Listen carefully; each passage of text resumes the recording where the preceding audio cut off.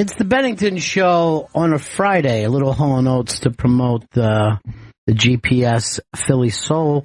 Gail is going to give out a signed vinyl of Hall & Oates off of the hashtag Deep Tracks GPS. And that's Saturday at 3 o'clock. 3 p.m. East, Deep Tracks, Channel 27. Tweet hashtag Deep Tracks. It's a first responder situation. Yeah, it's kind of a first responders. Just we'll pick out the best tweet, and you pick up this very collectible vinyl. They're going on tour this summer with also one of your favorite bands from the 80s, and it's Tears for Fears and Hall & Oates together. God. Yeah. Dude, I have to go to that. Bum, bum, bum, bum, bum. I've bum, seen bum, bum, bum, bum. I've seen Hall & Oates together. Yeah. And it was actually got into a heated fight with someone about it beforehand because it was like a friend of a friend, and I was like, yeah, I'm actually seeing Hall & Oates tonight. And she was like, oh my God, that's so funny. Are you doing it like ironically? Like what would be, first of all, why would I do anything that would, take up a day and your money? Yeah. To be ironic.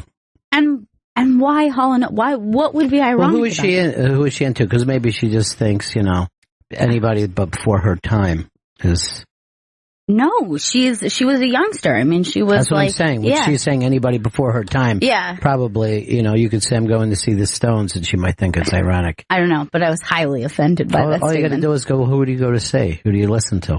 Because a lot of people don't go to concerts. They don't understand, like, that kind of great musicianship. I always talk about Daryl's House, and there's all kinds of music on Daryl's House, but every single show, the players are just amazing, and the singing is amazing. And that's the band. That's the Hall & Oates band that goes out together. So, I don't know who that friend of the years is, but, sometimes you have to educate people. I know. I probably should have handled it better, but my default is blind rage. I'm going to give you my phone number, and you just give me a call. Thanks. And I'll just, Ken Shane, who is a great music writer himself, wrote to me that this is his favorite scene, and his friend had a book, and it's got photographs. And I'm like, why didn't I get that book before we did this? I could have kicked myself in the back of the head. Because you can't, in an hour, you're just going to fingernail scrape what any scene was. So, I mean, we're just going through this, and we do Bowie, Young Americans, to kind of point out to people that even this iconic figure like Bowie, who had the whole glam rock thing going, came to Philadelphia to pick up on that Philly soul sound. So a lot of people know the album Young Americans. They don't necessarily know a lot of those great vocal groups from Philadelphia, even though a lot of times they end up knowing the songs because the songs are still being played on commercials and in movies and stuff like that. So it's a really fucking cool scene. And by the way, Ken, who knows about like a million different scenes, said that the Philly scene was his favorite of all time. Really? Yeah. Well, this is a very personal one for you too. Like, I feel like it's a Delco thing, and I just, for the same reason I can't ever put down Sylvester Stallone to this day. You know what I mean? And then, like, I'll even see an idiot like Ron Jaworski on TV, and I'll just be like this, there's Joss, the professor, figuring it out. What are you going to do? I still think Larry Bow belongs in the Hall of Fame. I mean, I know it's a long shot for people, but if fucking Philadelphia, if they were the New York Phillies, yes, he would have fucking been in. Because that's what you have to be from fucking New York to go to the Hall of Fame. Look, now I'm getting angry. I know. When I was starting off in a really happy mood, now I see Vito's in here with us. Yes. And Dater Boy's in the other room. What happened? I got something wrong with my throat, and I'm not feeling very well. Dude, why did you come in? Because I don't want to miss a day of work. I want you to not make the fucking team sick. Now, you're in the other room now, right? Yes. And you're breathing all over the mic that E-Rock's going to be sitting at. I'm going to wipe this thing down. I don't care what you do. You're spreading disease. E-Rock has shows himself. The smart thing to do when any of us are sick is not come in, because there's like 100 radio shows here. And this thing could just sweep through. Yes. And then, like, we won't have 80s on 8 because you are dating sick women and performing cunnilingus on them. Is that what it was? Did you do oral on the questionable woman from over this weekend? Yes, I did. This is fucking insane, dude. You're probably licking some fucking Asian guy's fucking half-hour-old cum. Oh, God! It's still fresh. And then your solution is always to quarantine yourself in the booth over there. And yet, Jen is in there. Our nice young intern is in there. All right, it's hashtag Deep Tracks GPS. Hashtag Deep Tracks GPS. Is that the one that you sent out? We can never pull that together. Jen, get out of that room. Away from him. Connor, out of that room. Everybody Everyone leave out? that fucker alone. You're responsible for phones. Oh, God. You can't make everybody sick, Chris. I don't want to. You're allowed to. Then stay home, dude. I say it to everybody. I do it myself now. Some sickness runs through here, and Cousin Brucey gets it, and he might not be at the fucking place that he can recover. I don't know why this is funny to you. Why are you laughing? You have Chinese rot in your throat. Or probably North Korean rot, if I was going to guess. Oh, my God. Why come in here? I didn't want, like I said, I didn't want to miss work. You know, because we're always looking to replace you. But I have been doing this job for decades. I have fired 0 people. 0. Understood. You're not. As a matter of fact, you'd get a big hip hip hooray. Hip hip hooray. Hooray. If you stayed home. I would appreciate it. I don't want you getting not just our show sick, but all the shows sick. You're fucking disgusting with your sexual addiction. Chris, if you recall, 2 weeks ago, I had a terrible stomach virus. Did you see me coming in here puking and shitting all over my coworkers? No, I didn't. I saved you guys from that. I quarantined myself at home. Now you're going to come in here. Who's rocking? You. You can't stop the rock. I know. This is on my fucking. Oh, cool. This is me coming in today in a taxi piss.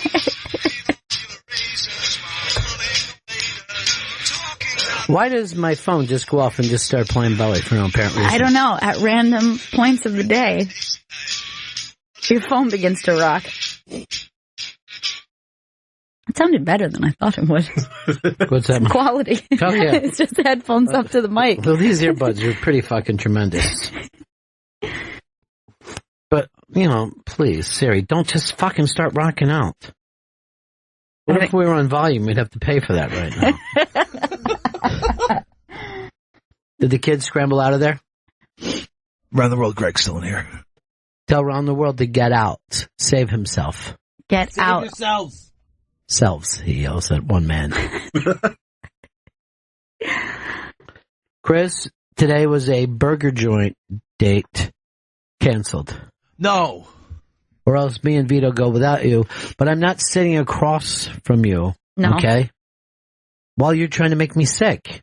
I don't want to make you sick. That's why. Then don't go to lunch. Come on in. Here comes the children. It's like a parade. Yeah. Guys, I don't want you to get sick. Come on in here and sit down. That room's quarantined.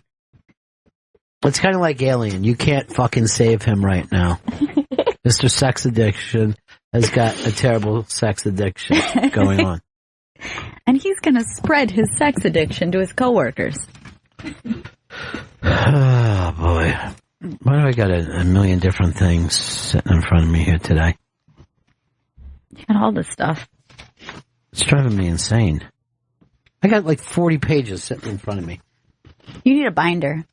No, I don't. I don't need all these papers. I'm just doing radio. Trapper Keeper? I don't even know what that is. Get it away from me. Go. Go away, Vito. Go away. I feel like you've been with Chris too long already this morning. This is kind of interesting. Steve Martin is teaching a comedy course online. I know 2 of the days It's just the old arrow through the head bit, which is just fantastic. Is that lesson 1? Yeah. Lesson 1 and 2. It's 1, well, it's 1 and 1B. What is this for? Masterclass is the name of it? Is that it? They've been doing all kinds of people. You could, I signed up for the screenwriting one with Aaron Sorkin. Yeah. I'm bored of it. You know what I mean? I'm going like this. I don't want to rewrite, Aaron. I've got this new movie. Director is interested. Yes, very much so. It's simply called, and both you guys are film guys, right? Both the interns around the world. You definitely are, right? Yeah. So this is micro budget, okay? Okay. Like that. Is it Blumhouse? Is that the name of this production company that they spend $1 million and then they make $200 million? Yeah, because they make really, well, sometimes they're good and sometimes they're really bad, but they make horror films. And they release them usually like February and everyone just goes to them.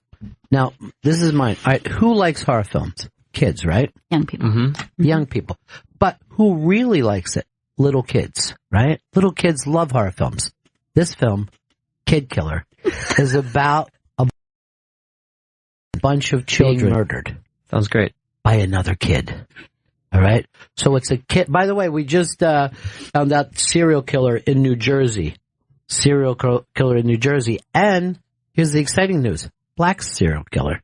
We don't get a lot of those. Wow. So that's very rare. Congratulations to the African Americans. You are assimilating after all these years. And he also has like an old school 80s haircut too, which I always agree with. There's the girl that he killed. But go to him at the top, Vito. Maybe we get really a good look at his head. Are living in a post-racial world. We really are. But in Kid Killer, they're going to kill all kinds of children, right? Not even excluding babies. Now, I'm not a fucking maniac. I'm not going to show someone stabbing a baby. But I will have toddlers come in to check on the baby and see the bloody crib. Oh, God.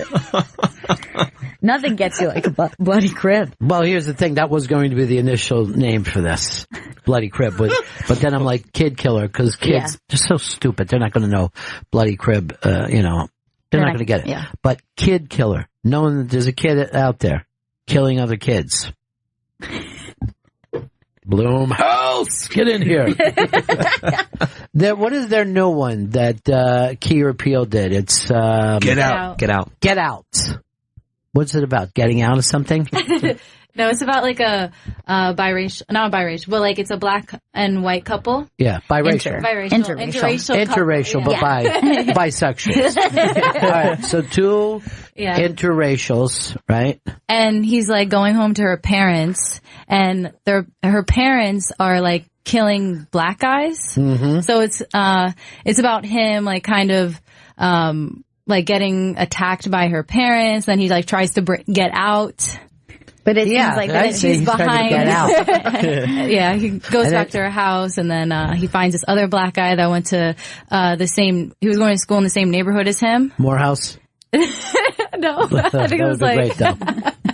and then he realized, I don't want to. You don't want to spoil it because I'll never see it. But let me just ask this, because I don't want to step on anything. Are there any kids being killed? No. Is there a little kid killing people? No. Okay, so we good. stay gold with ours. I thought, when I saw the trailer for this, 10 seconds in, I'm like, I'm sold. But then I feel like the trailer was too long. Like, I feel like I got so much from the trailer, I can't imagine what's left. And then Blumhouse also had another big hit this year with the fucking psycho who changed personalities. Split. Split. Yeah. That was good. You saw it? Yeah, I saw you go it. to see these kind of... Was there any kids in that? No. It was a teenage girl. Three teenage girls. Worries me. No. Early teens or late teens? Like early teens. Oh, shit. 13? No, okay, no, like 16. Okay. You're fine. That's fine. I don't want anybody driving and getting killed in my film. Yeah, this is a young adult killer. Right. They're going to think it's the babysitter. I'll just say that. Yeah.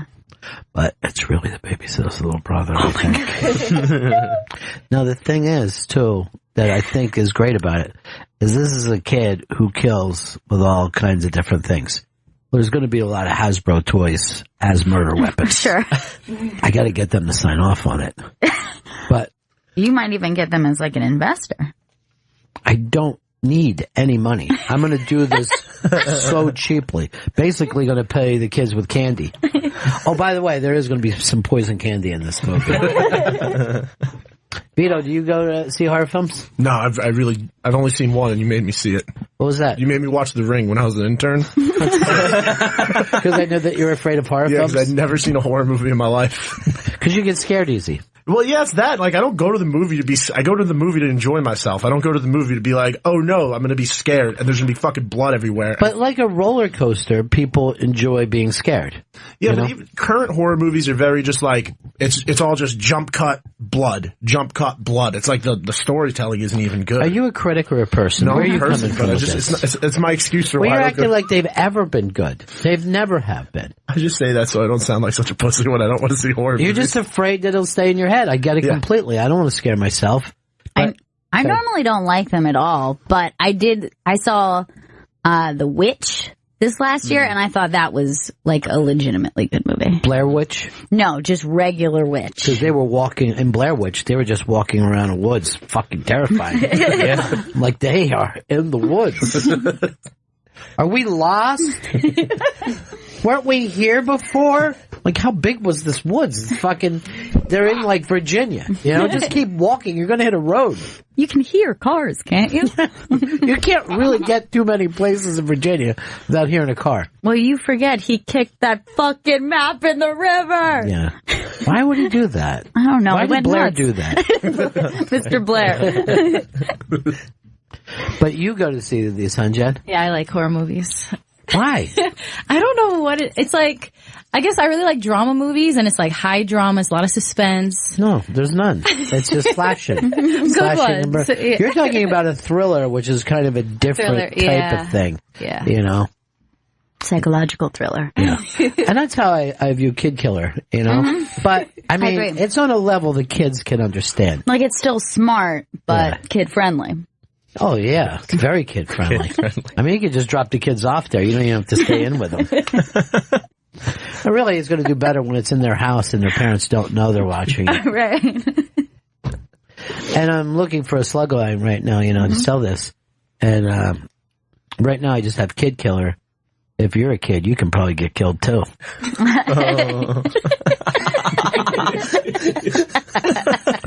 And then I have the thing that's who's next, but it's just a mirror, so when the kids look at it, they think it's them.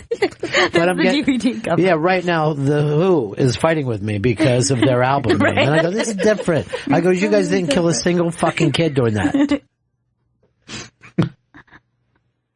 I was out at the stand last night and met a very lovely lady from Alabama.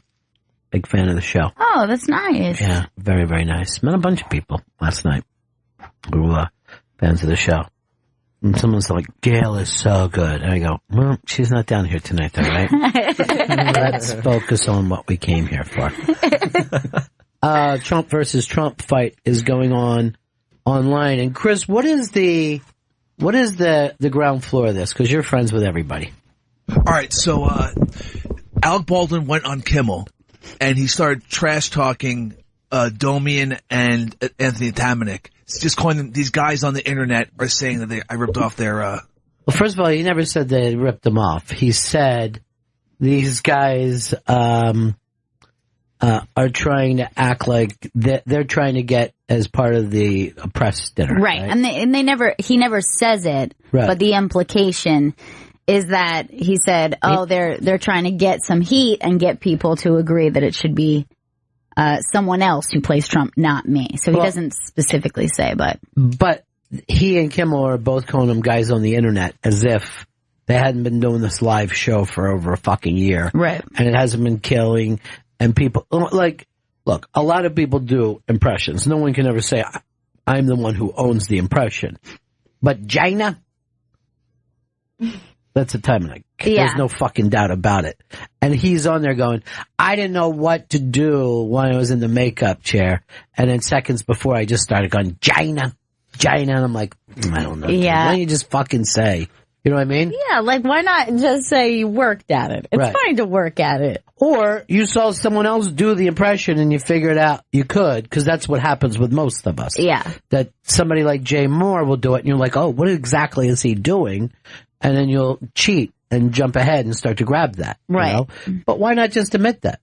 And Tamanik was tapping into such specific details of Trump that I don't think anybody else had. No. You know what I mean? Like, it was so dead on, and he was doing not the obvious stuff. And Trump versus Bernie was even beyond comedy. I mean, it was fucking theater at the end of the day. So just to call them guys from the internet, I mean, even if you're Alec and you live in whatever Alec world is, you know, but seriously, Kimmel should have known better than that, you know? Right. Because Kimmel listens to Stern, he always brings up Stern, and those guys have done Stern long before SNL picked up on that Trump. And let's face it, there was guys doing Trump on SNL before Alec, you know what I mean? They weren't getting it, so they brought Alec in because he's a big star, and, you know. All right. Let's see some of this stuff. Well, by the way, these guys are no one to play games with either on fucking Twitter. No. So just fucking, Adomian is just fucking a vicious fucking, he's a killer, brutally funny guy. I mean, seriously. But that is really, I am sure that if they did an impression at the White House, at the dinner, the correspondence dinner, they probably would pick fucking Alec because he's the guy on TV.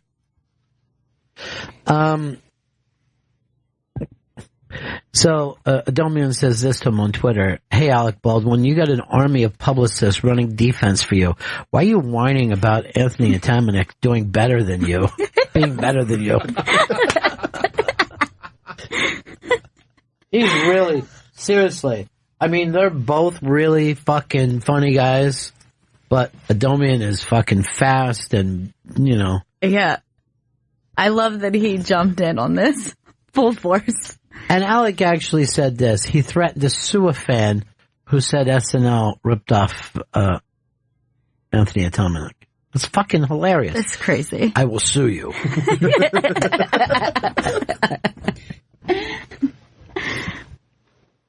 Yeah, I mean, all you really have to do is watch like a minute of Trump versus Bernie and just be like, all right. Yeah, it's unbelievable. It's insane. Right. Not to mention, I just heard that Atamanik had done this piece for Jeremy Scahill's podcast, and so it's just the opening piece, and he does Trump doing the monologue from Apocalypse Now, and it is like mind blowing. I want to fucking find that. It's like a couple episodes. I just recently heard it, but I think it's probably somebody probably already ripped it.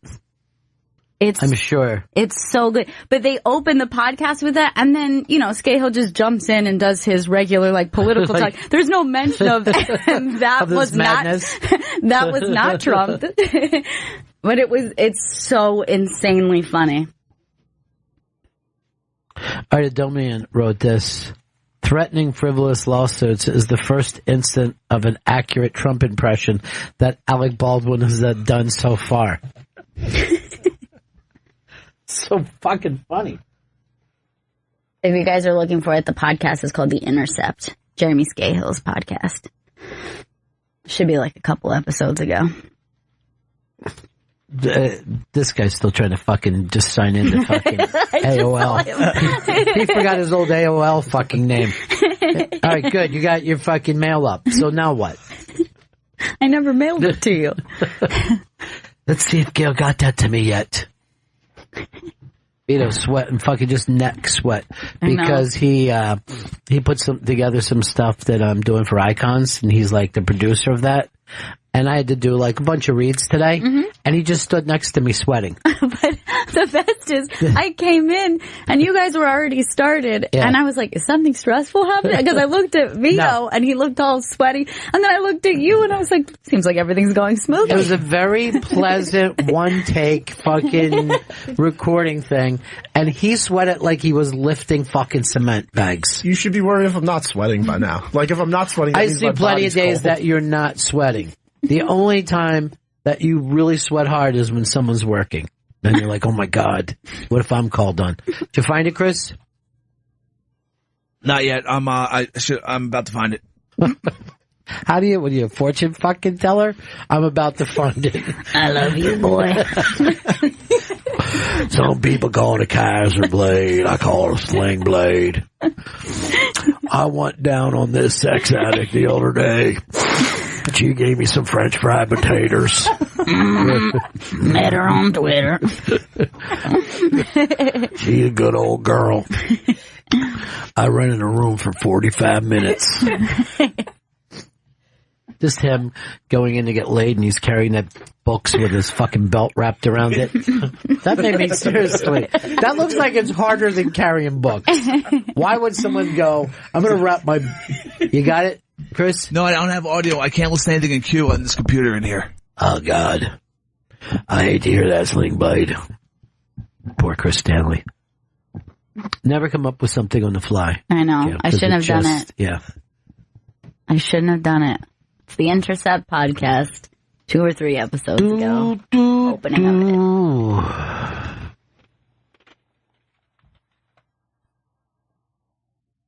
All right, there are a lot of celebrities coming out on Tony Atamanik's fucking side, too.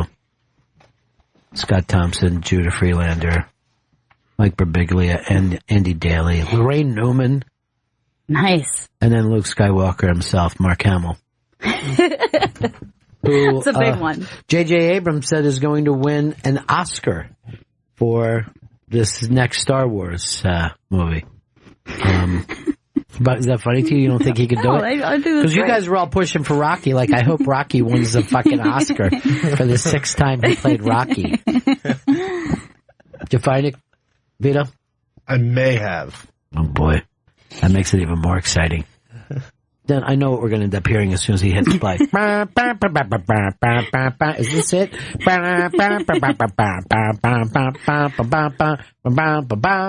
All right, you want to try play it? I want to try. All right, here we go.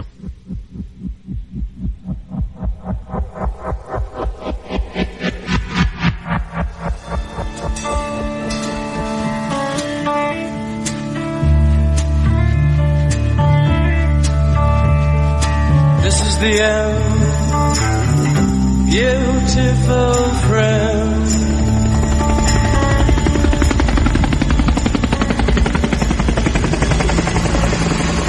Washington. Shit. I'm still only in Washington. Every time I think I'm going to wake back up on the set of The Apprentice. When I was at Mar-a-Lago after the inauguration, it was worse. I'd wake up in the morning and there'd be nothing. I hardly said a word to my wife until I said yes to the divorce. When I was in D.C., I wanted to be at Mar-a-Lago. When I was there, all I could think of was getting back to Trump Tower and calling into Fox and Friends.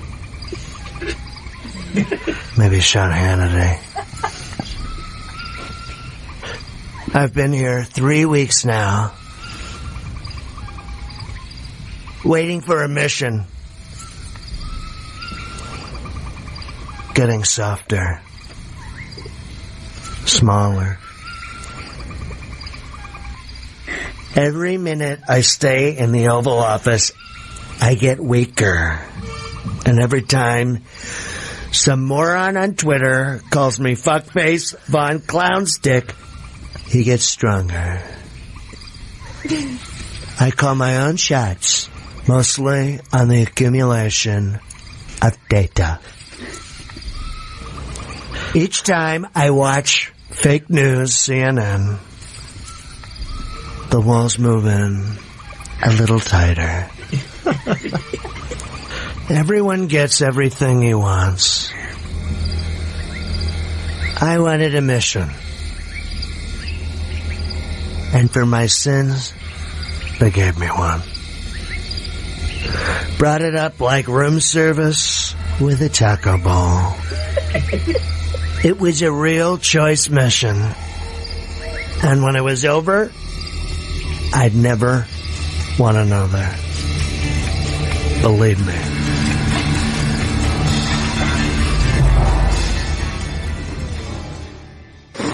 It was very funny stuff. It's incredible. I listened to that 10 times in a row. I immediately had to re-listen to it. He's on Trump's on the way to Mar-a-Lago right now. He always leaves early on Friday and he ties it in with something to do in Florida. Like if you were in like a 30-minute thing of it, he'll probably visit either your business, your school. I think he's going to a Catholic school today. He keeps busy. Yeah, he does. Well, I'll tell you what, it's one of the best TV shows America's ever seen. There's always something. Like, last night I come back and it's the sessions. Whatever I leave TV for like 4 hours, I have to try to catch back up on it. Yeah, it was the perfect next step to us becoming obsessed with reality TV, social media culture. It's like we have a real life Truman Show. It's seriously one of the most interesting shows I've ever seen in my life, and it's good for everybody who has a TV show right now. Trevor Noah's numbers are way up. They were talking about, for a while, hey, Trevor is not going to be able to find his footing. He's doing well. Colbert is back in a big, big way. Seth Meyers.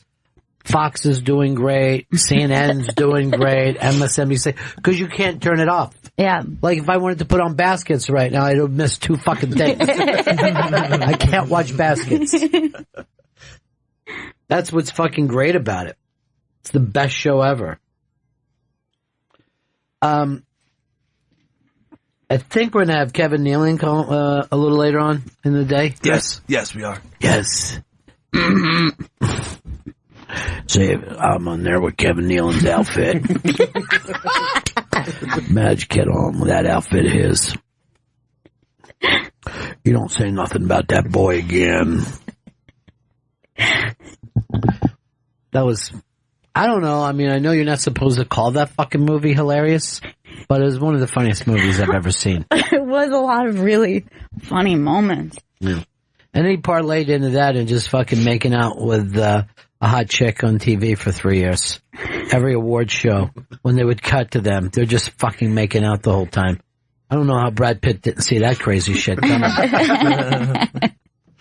Never, like his friends were like, Brad, we never say don't bang her. But that's it. That's where to leave it. Be like Chris marrying his fucking sex addict that gave him North Korean rot in his throat. Oh, God. I thought I was just being an attentive lover, and now this happens. Oh, Jesus Christ. Well, I had promised you burger joint today, Vito.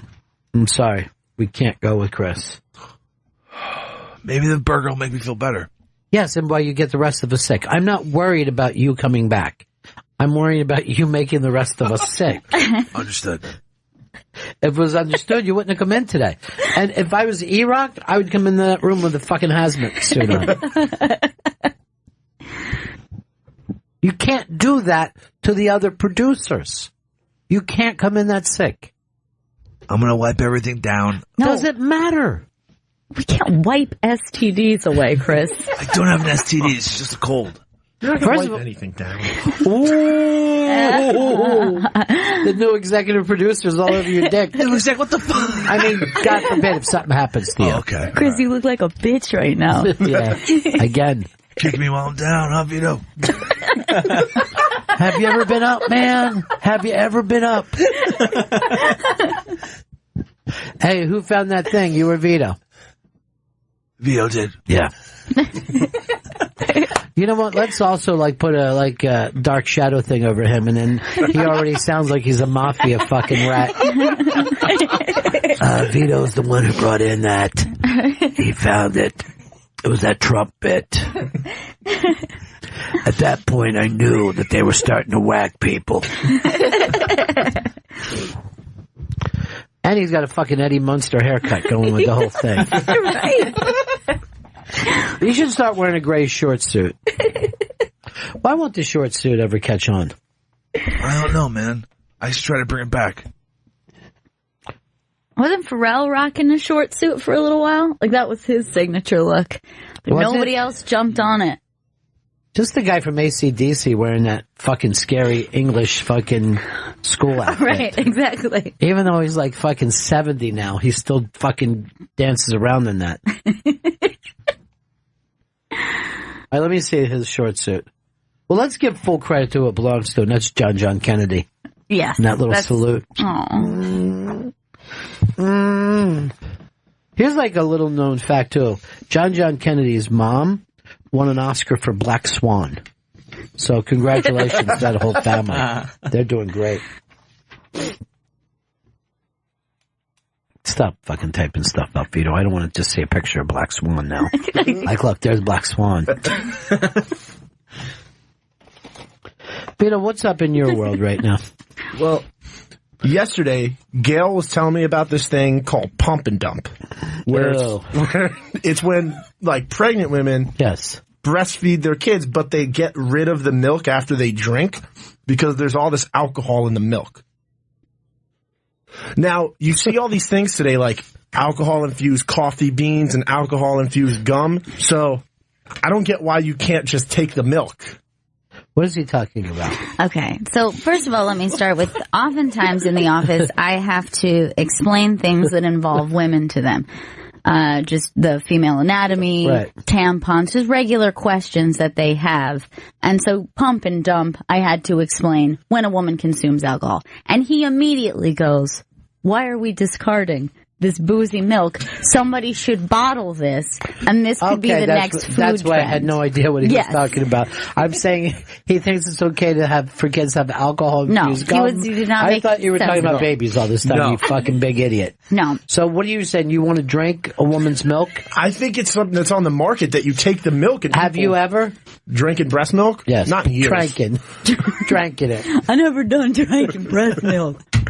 Well, that's a great idea. What we're going to do is have a fucking farm of pregnant women and just sitting there fucking having them like cows, squeezing their udders into your fucking alcohol. Well, here's my first issue with this, aside from the obvious, which you just mentioned.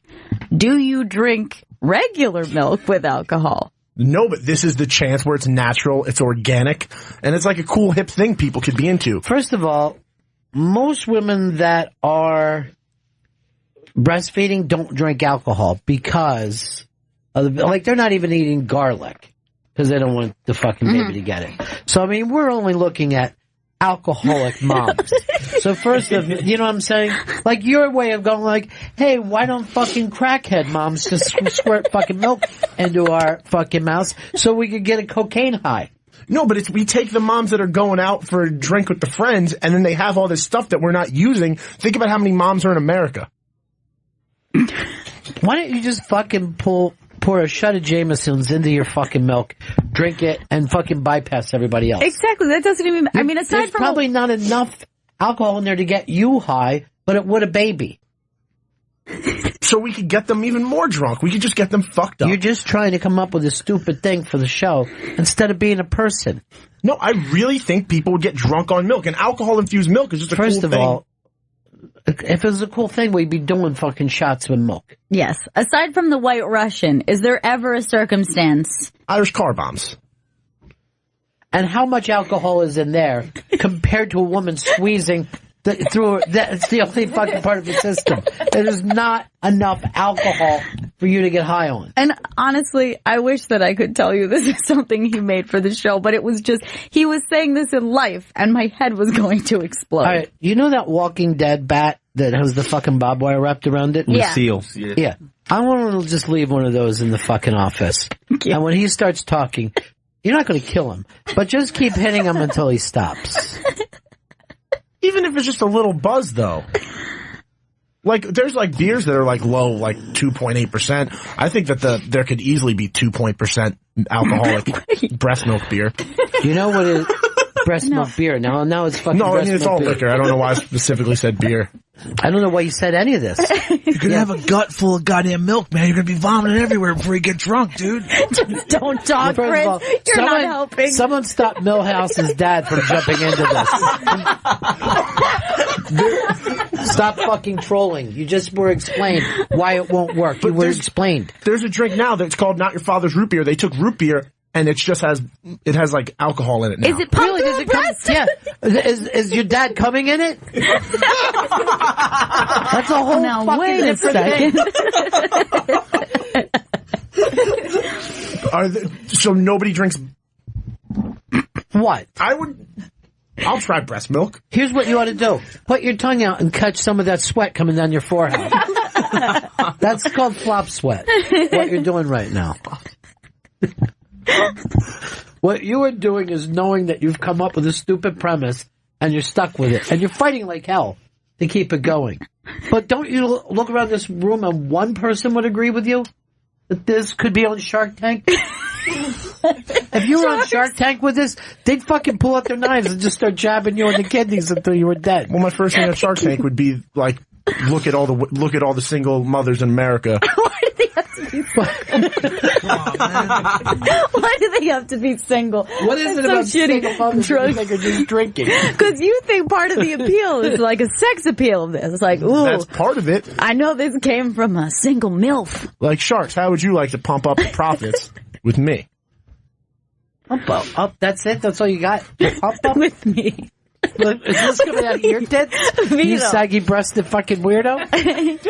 There's no possible way.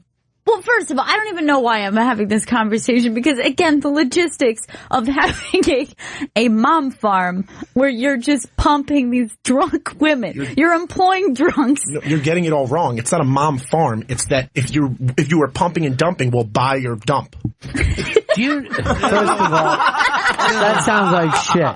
And this fucking bit is shit. You're eating shit right now on the air. Well, we'll all be drinking milk soon. Who's we? No one else is going around wanting to drink fucking milk like that. None of you would even try it. I don't think I'd even try breast milk. Well, that's your problem. So I think that's the issue here. Well, you haven't yet. I would try. I mean, I don't see the difference between breast milk and regular milk. Milk is milk. What you're going to need to do is taste both of them. Do you drink it right out of a fucking cow's udder, or has it been pasteurized? Oh, I mean, obviously we're going to ferment it. We're going to ferment it.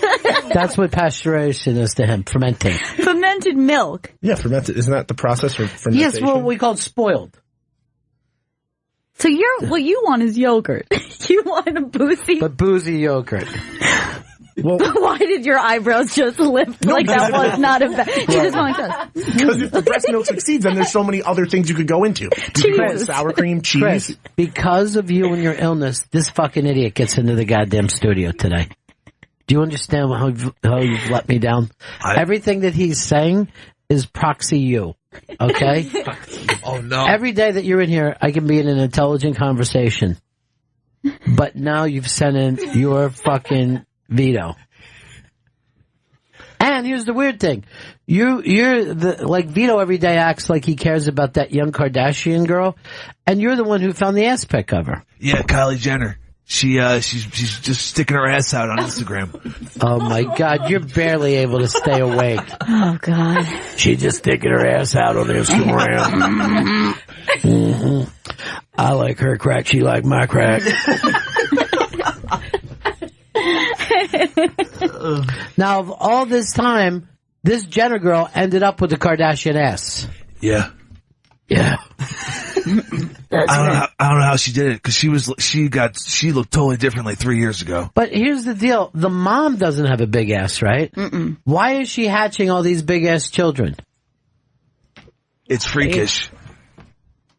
I mean, that is a big Kardashian ass right there. I mean, some people have thought, I mean, I know they accused Kim. Kim says it's not fake, but hers, it doesn't make sense because she didn't have that body. Yeah, but she's getting into her 20s now. You know what I mean? But do you think an ass could inflate that much? I'll say this. It's hard to believe without the saddlebags. Right, exactly. Around the world. You got an idea on this? It's all about the squatting. She's probably squatting a lot, doing squats. What are you doing taking that picture of? Taking somebody squatting? That's what you're going to put a picture of? I don't know if you can squat enough for that. Or the steps. Maybe she's just But they really have those steps at every fucking spa, and no one else is getting an ass of those proportions. No Jen, way. you seem to follow along. She put something up on her Instagram promoting like this cream, this miracle cream, which kind of like, it makes like fat cells. Honey, I'm going to ask you to stop rubbing your ass right now. It stimulates like your fat cells. So it's the exact opposite of what most creams would do for people. Exactly. But I doubt very much. I mean, all we'd have to do is like, let's do this. Chris, I'm going to have you rub your ass with these fucking fat cells and see if we can't turn you pear-shaped. Done. You won't live long enough for us to see what happens. I'll get anything those girls are shilling, right? So I'll get that cream, I'll get the fit tee. Nobody knows what you're saying, dude. Talking.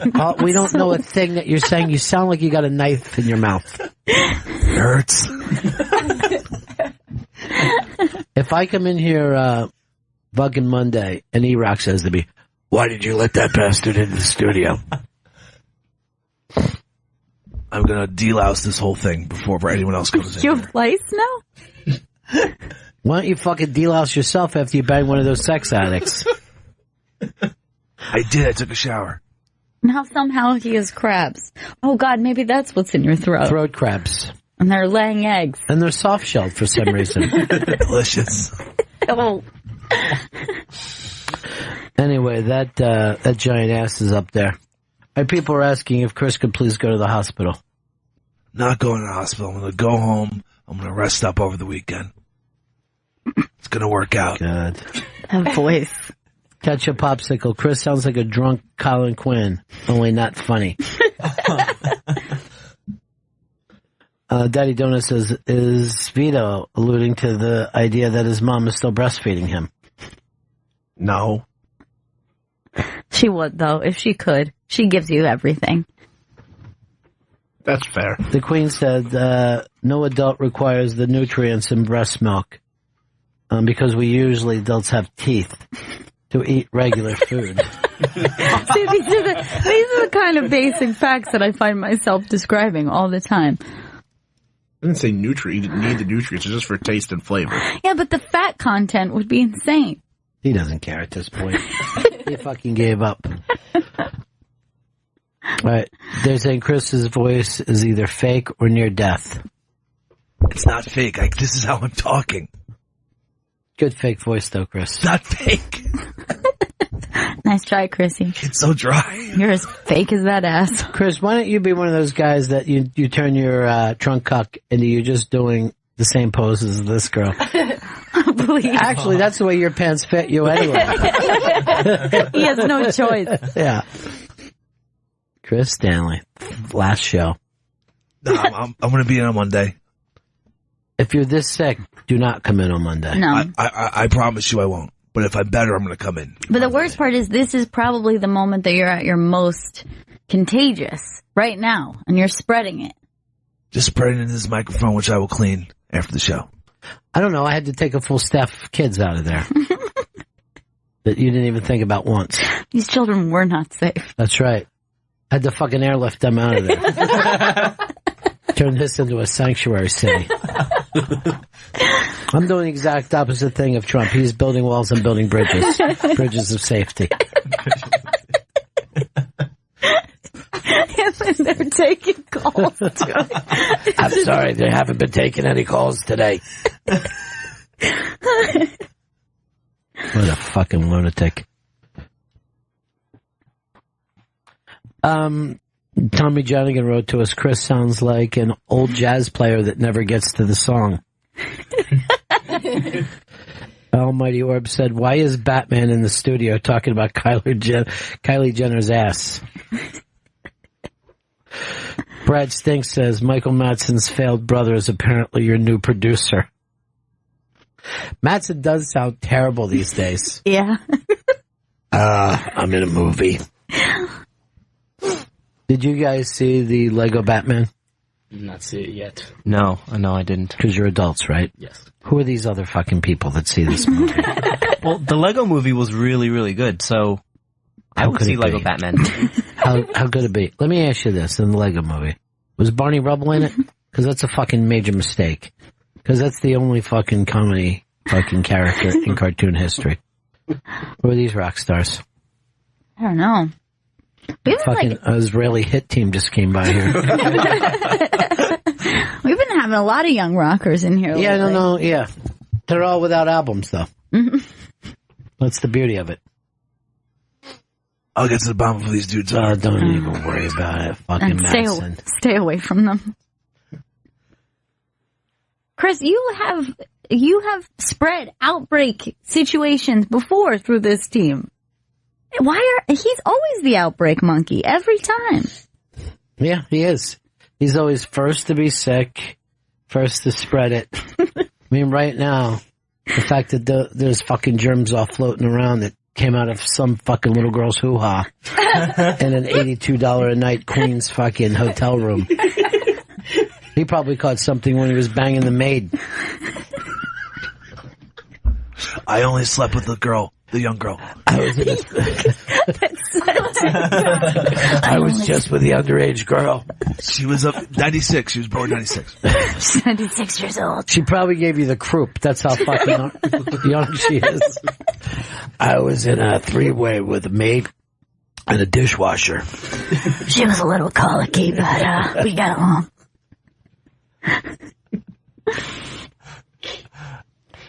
I don't know, Chris. I don't fucking see this lasting much longer, brother. This is the fucking end of the line. Who knew it would be a crazy Albanian girl? Yeah. Who, Chris? Do me a favor. Go in there. Just move fast. Moving slow isn't going to fucking help anything. The way he gently leaned over you and just was whispering in your ear, I'm sorry. I'm so sorry. I'm sorry I know you don't like me. Because of that whole tip nonsense. You're rocking again. Jamie. All right. Let's go over here to, let's go to Randy, Philly, for Philly Soul. Deep Tracks GPS. What's up? What's up, Bennington? Yeah. Hey, I don't know if it's all the smack that I shot up this morning, but Chris Stanley sounds like he's still got a dick in his mouth. All right, thanks a lot. Eric, what's up? Hey, Bennington. I'm starting to think Chris might be a little delirious. He answered the phone, Ron and Fez. Yeah, but, he's a fucking idiot. My wife and I have had this exact same cold for almost 3 fucking weeks. It started off hoarse, and then now for the last 2 weeks, we've had a horrific cough that we can't shake. Yep, you guys are dying. Oh, my God. Yep, pretty much. What you're describing to us right now is throat cancer. So. Oh, no. Hey, look, it's our good friend Janice. Janice. Hello, my dear friend. Hey, sweetie. Oh, that was always my pet peeve, people working sick. Yeah, I don't understand that he thinks he's such a fucking workhorse that he's got to come in here and make everybody else sick. It's a show-off is what he is. When you were talking about Trump, I was wondering, are we going to have the Kellyanne Cuntley for the whole 4 years? That came out of nowhere. Second, she hasn't even been on TV in the last couple of weeks. She's in some kind of doghouse. Was that for the kneeling in the Oval Office? Yeah, I think even before that she said something stupid. I don't remember what it was, but Trump got mad at her. Was that maybe the Bowling Green massacre? Maybe. Yeah. You can never tell. I mean, so much stuff happens. I couldn't tell. I'm sure either her or evil twin will be back soon, but they'll write her back into the story. Oh, yeah, absolutely. Her sitting on the couch is like, she gets cold. Well, sometimes she just pulls her dress up in front of the boys, and it's like a fun thing. Yay! Yay! All right, sweetie. Have a great weekend. I love you. All right. Cubs are, in spring training right now. Seems like we just had the fucking World Series. Yeah. And now it's spring training. Yeah, that does not feel like that long ago. That Vito's dreams were destroyed. So, Chris, today was the day that you were going to announce D.C., right? Yeah, today was supposed to be the day. We forget about it? I did, yes. Okay. So we'll announce that Monday? Yes, we will. Okay. I thought that you were going to work with Jen, so when you forget stuff, somebody could remind you. I didn't tell her about that. That was my problem. That's the whole reason we have a Jen. I know. I know I didn't use Jen the way she should be used. That came off really bad. I'd be laughing too if we had any of our shit fucking together. It would all be fucking great to me. Here's Greg in Baltimore. Greg. Hey, how's it going? What's up? I think he's got chlamydia of the throat. That's what Michael Douglas had before he had his cancer. Yeah, that could be it.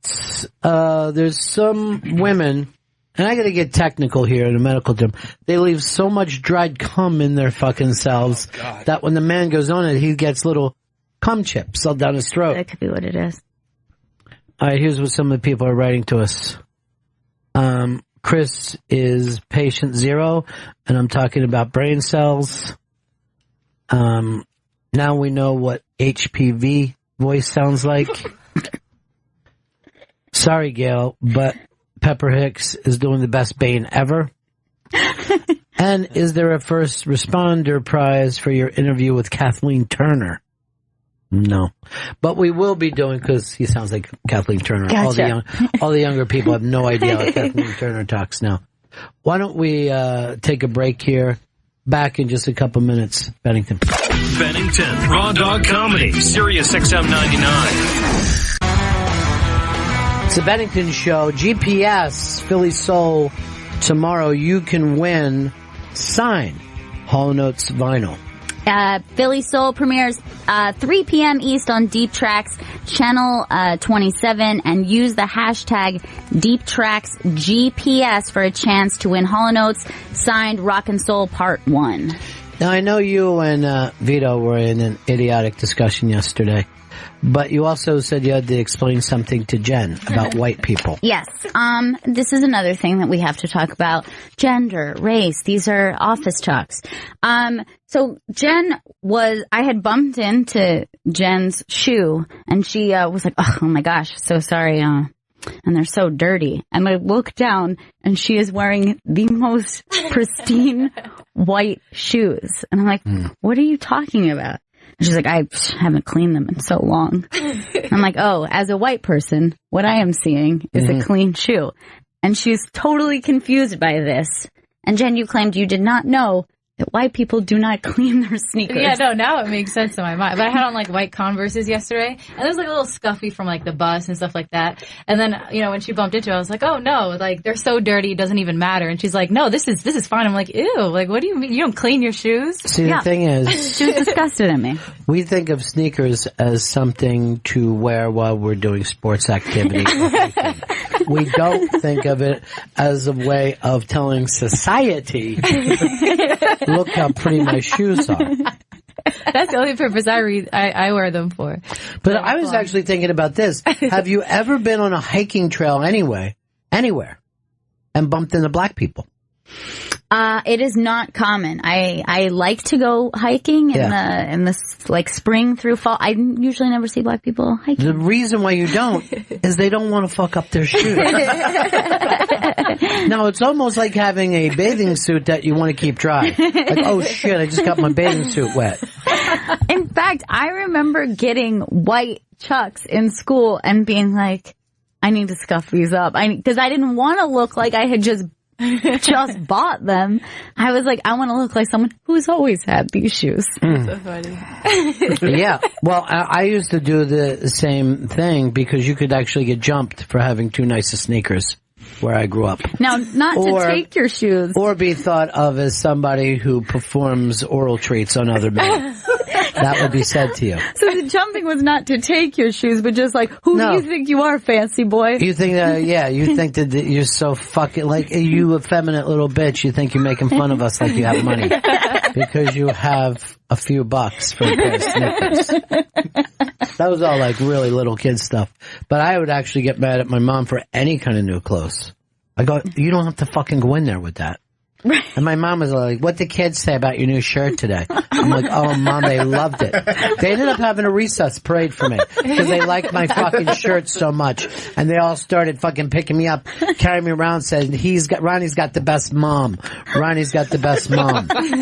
Don't fucking bring me new things. I don't want to stand out. No, I want to blend fit in. Give me fucking camouflage and let me sit next. You know what? There should be a camouflage that you just look like monkey bars in a fucking swing set. You know? I don't want to be noticed there. It was the worst thing. Like, even do you remember getting a haircut? Like, really what you wanted your haircut to look like was as close to what your hair just was as possible. Like, really what a kid wants is like a subtle haircut once a week.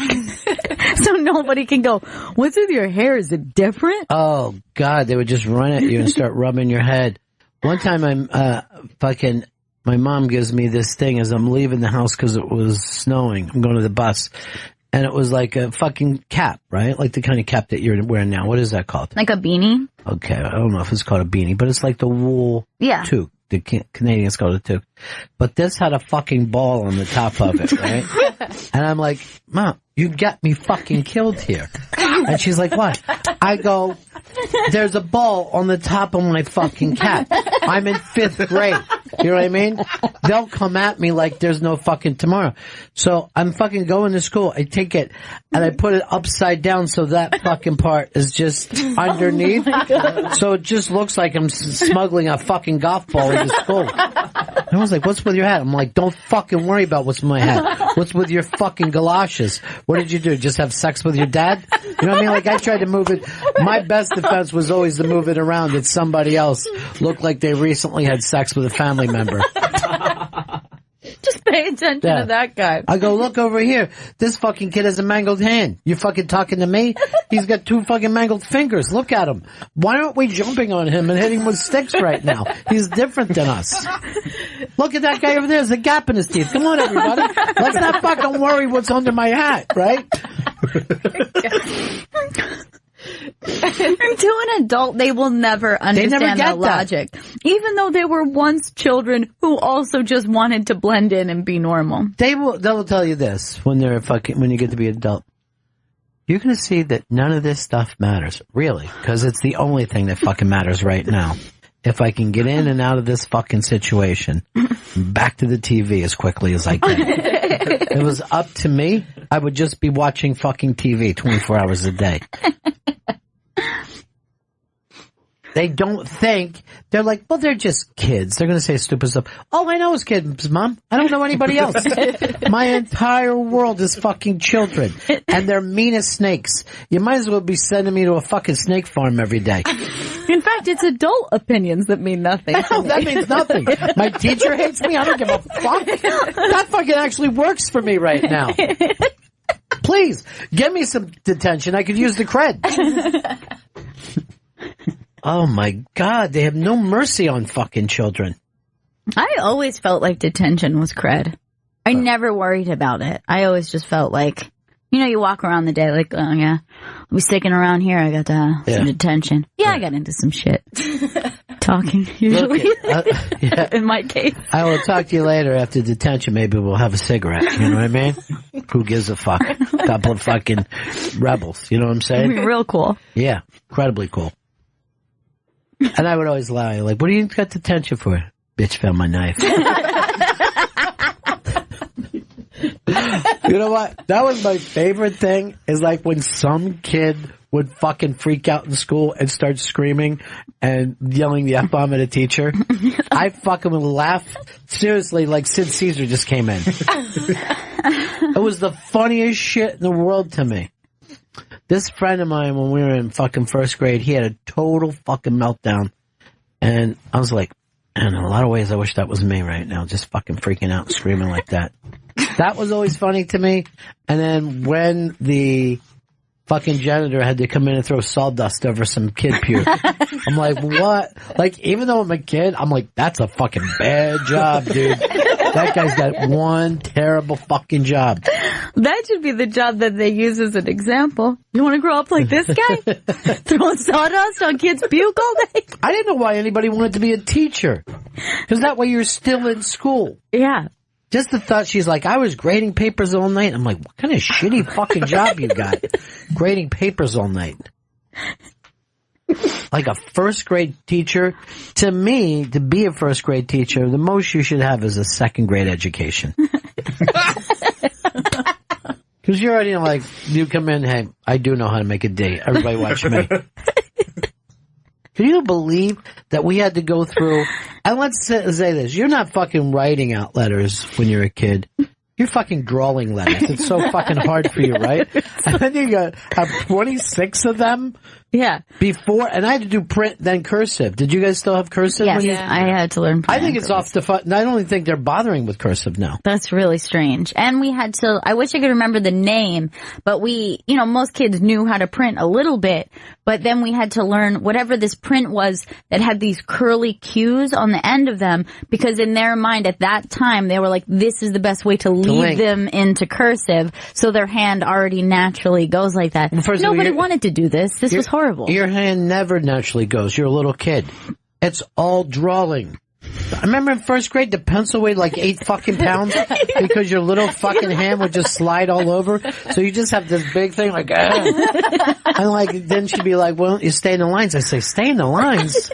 I'm fucking so glad I came off making an A. It's like a fucking triangle with no bottom, but you move the bottom up into the middle? That fucking took me forever. I just handed a triangle. But I'm pretty sure this is an A. I've seen this shape before. It's close enough. Yeah. Oh, and then by the time you got the cursive and the letters don't even look like the printed letters, fuck you, dude. I'm doing some printing and some cursive. Normally the capital letter was always a printed letter for me. Right. You're getting a big printed F, and then I'll write out the rest of finally. Like, this being zoo? Like, how is that Z? Like, remember this fucking letter? Like the cursive Z? Never even attempted it. No, that was ridiculous. That made no sense. Also, the triple hump M and then the double hump N, forget it. Yeah. To this day, if I wrote in cursive, I would just throw that out. That doesn't make sense. That just looks stupid. By the way, up on the iBank today, we were talking about butts earlier. More people are actually going to the Ashley Graham butt gimmick. That is amazing to me.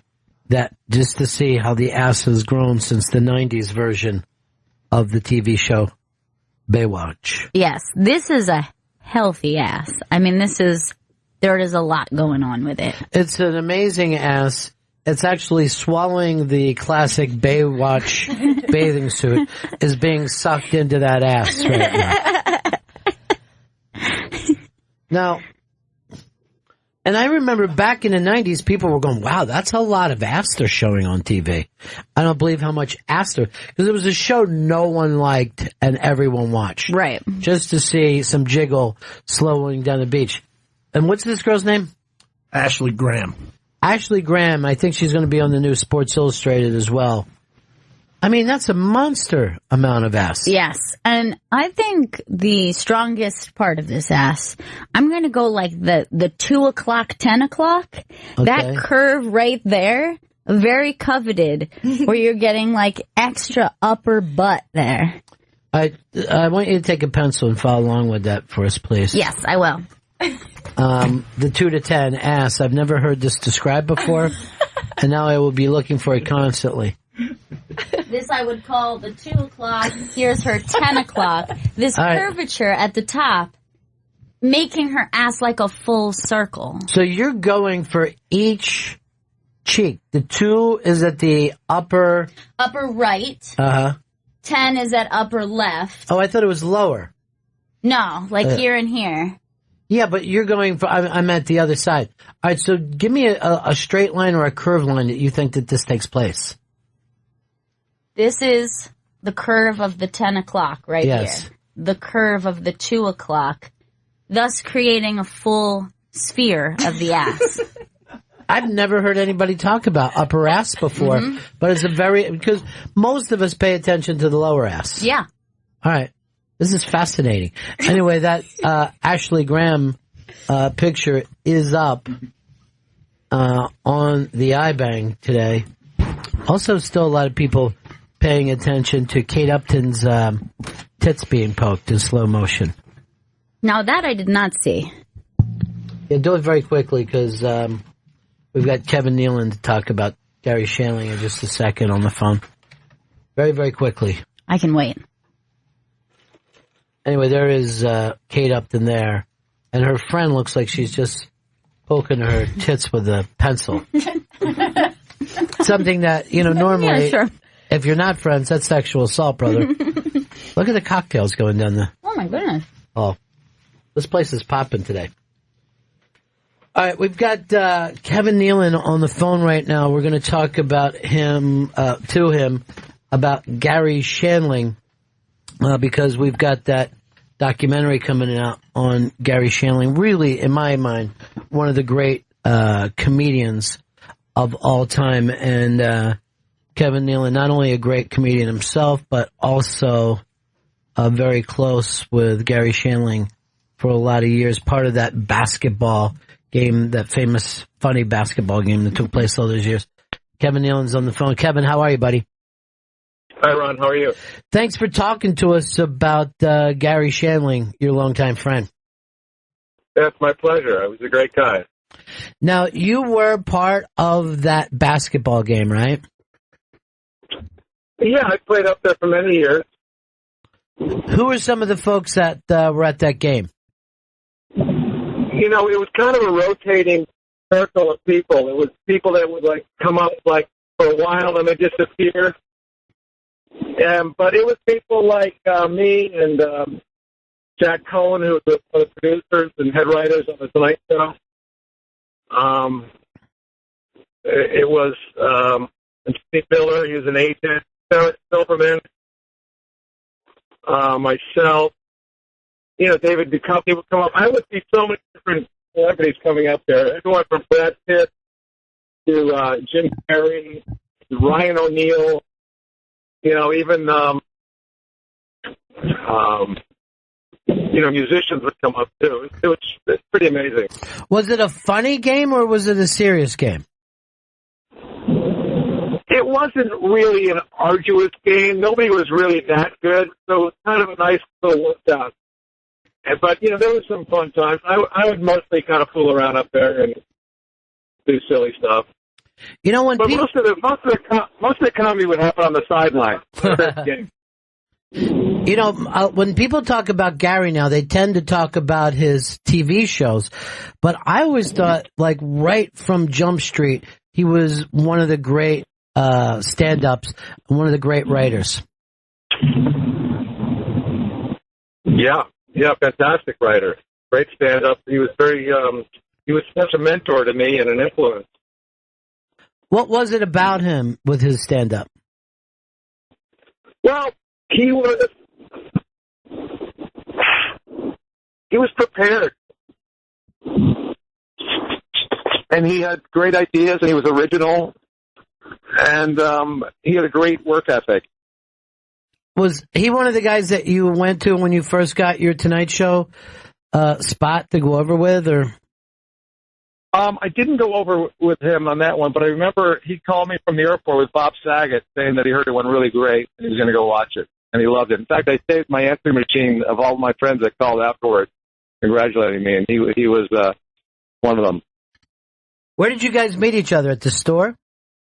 Somebody asked me that a while ago. I don't really remember, Ron, where I actually met him, but it must have been at the Improvisation, because that's really where I hung out mostly, in Hollywood.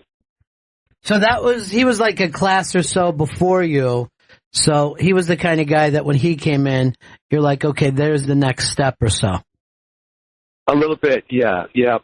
And I would study his style and watch him on The Tonight Show, and he was just a great guy to hang out with and talk to. We'd talk for hours on telephone. I might be out of town working on something, and I would call him to try to run some jokes by him and come up with something. And I miss a lot of that now. I always thought that he was going to end up hosting the Tonight Show, and then he went on to do Sanders, instead. Yeah, that's the amazing thing about him. Here's a guy who really followed his heart, and most people just jump on that opportunity to host the Tonight Show, but he had other things in mind. He wanted to kind of go one step beyond that. It's truly, like you said, that's stunning, because that was, I would say, an entire generation. That was their dream. Enough for Letterman and Leno to, kind of break off their friendship. And he and Joan Rivers were also in that mix. Joan went on to do a show. And then Gary Shandling goes in a totally opposite direction and becomes, the writer and producer and star of that show. Yeah, I think that seems too easy for him to do the talk show thing. He wanted to do a show about a talk show host and behind the scenes. And I think that was much more interesting to him. I always thought the other thing that was interesting about Gary is that, and you don't see this in a lot of showbiz, or at least comedic people, but he was also on this spiritual path. Yes. He read up a lot about Buddhism, and he practiced a lot of that. And I think in his latter years of his life, you could kind of really see that influence him. Was that something he shared with his friends, or he kept that private? He kind of kept it private. Occasionally he would quote a Buddhist saying, though, that pertained to maybe the situation we were in. But if you go to his house, there was a room that was specifically, made for sitting and meditating in front of different statues and incense and things like that.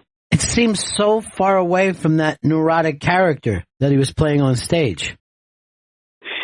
Well, like every good comic, he evolved, and like every person, you evolve, and hopefully you grow out of that neuroses. And I think the Buddhism teachings helped him a lot deal with his insecurities or neuroses or whatever he had.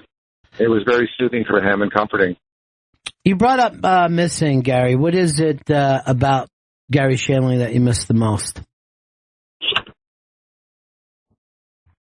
I miss a lot of him. There's so many facets to Gary that I miss. I miss his imperfection. I miss his perfection. I miss being able to call him anytime, and just mostly when I called him, my first line would be, "What am I going to do?" And he was used to that. And then he would call me occasionally and go, "What am I going to do? What am I going to do?" Hopeless. But I miss him just dropping by the house and playing with my son, or going on hikes with him. We go on hikes often, or drive out to Malibu and have lunch, or just sit on a bench and look at the ocean and talk about comedy or life or whatever. I miss him. It's kind of amazing that you even had him in your life. When you think of yourself as a young comedian getting into this business, it's such a long shot, and then you get to that point where you can be actual friends with a Gary Shandling. It's kind of wild. That is wild. But he wasn't as well known as someone like a Steve Martin when I came out to Hollywood to get him stand up. He was more on his rise at that time, and I think that's kind of when I got there. He was doing a lot of the Tonight Show shots, things like that. Man, I remember his early Tonight Show spots so well, too. Being a kid watching that going, this guy. I mean, it's the same way you felt when you saw Seinfeld when he was young. You're like, I don't know when it's going to happen or how it's going to happen, but this is just too good, And I thought Shandling's early spots were incredible. Oh, they were fantastic, yeah. He was such a driving force and an influence on my stand-up. Well, thanks so much for calling us and sharing this today. Really, really appreciate it, Kevin. Absolutely, Ron. I'm glad you're talking about him. He was really something special and really made a mark in this world. By the way, my daughter Gail is here, too, and she's cousins with your friends Debbie and Bill Brackett. So nice. We always hear about different things that you're up to all the time. So it's really, really great to talk to you, man. Yeah, you too, Ron. Thanks, buddy. Thanks so much. Take care. Peace. Kevin Nealon, this special is coming out. We'll pull some of that out for it. But about the life and times of Gary Shandling, who obviously changed television, but really put a big thumbprint on stand-up comedy as well. And so much of that had to do with his mentorship. It's really cool to be hearing from people. It seems like it always takes a special type of creative person to also be the kind of person who lets people, under the wing and gives them advice and mentors. Well, it could be fun to talk about. You know what I mean? Like, people don't realize that if you talk to about most people about their jobs. I mean, you were just telling me this friend of your husband is doing sanitation in New York City. And no one thinks of that as a fascinating job, but it's crazy when you think you have a city of 8 million people and that trash has to be picked up and moved. The details of that most people don't, pick up on. Yeah, I sat with him for an hour talking about it and just being like, this is the coolest thing I've ever had a conversation about, is like the inner workings of something. And you're right. It's, if you can be the person who taps into somebody else's passion. People work at all different stuff all the time. And so much of stand-up comedy, is kind of hiding in plain sight. The fact that a guy like, Sharpling seemed like he was coming up off the top of his head. Well, who was telling us that she wrote with him for a while? And it always seemed to me like he just walked out there. But he went into hosting these gigs. Kathleen Madigan. Oh, yeah. Mm-hmm. He went into hosting these gigs like, I don't know what I'm going to do. I have no idea how to host the Grammys. And then you just keep working at it until by the time we see it, we're like, oh, that guy has some interesting jokes about, music. But it's a bear to get it there. And most people would go, oh, this is too much. I'm not going to do this. Yeah. I'm going to sit around and try to keep writing all new jokes about the goddamn Grammys. Everybody was watching Kimmel the other night. Even though he does that show every night of the year, still takes 3 months. 2-3 months to put together the Academy Awards show. Yeah. Because you only want to have the best shit, and you want to have the flow there. Yeah, and also, even if you're doing that every night of the week, it still doesn't prepare you for that setup. You don't really know until you're in it. What's always really funny is, I've been, just hanging out at some of the clubs at night, jumping up. And you're just like, full house,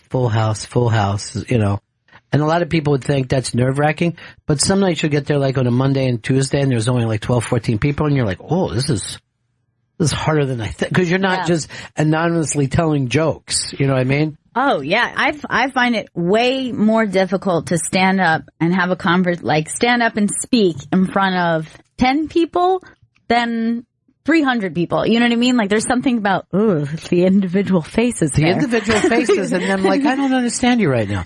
To me, the hardest thing is to be in a one-on-one conversation with Chris Stanley or a one-on-one conversation with Vito.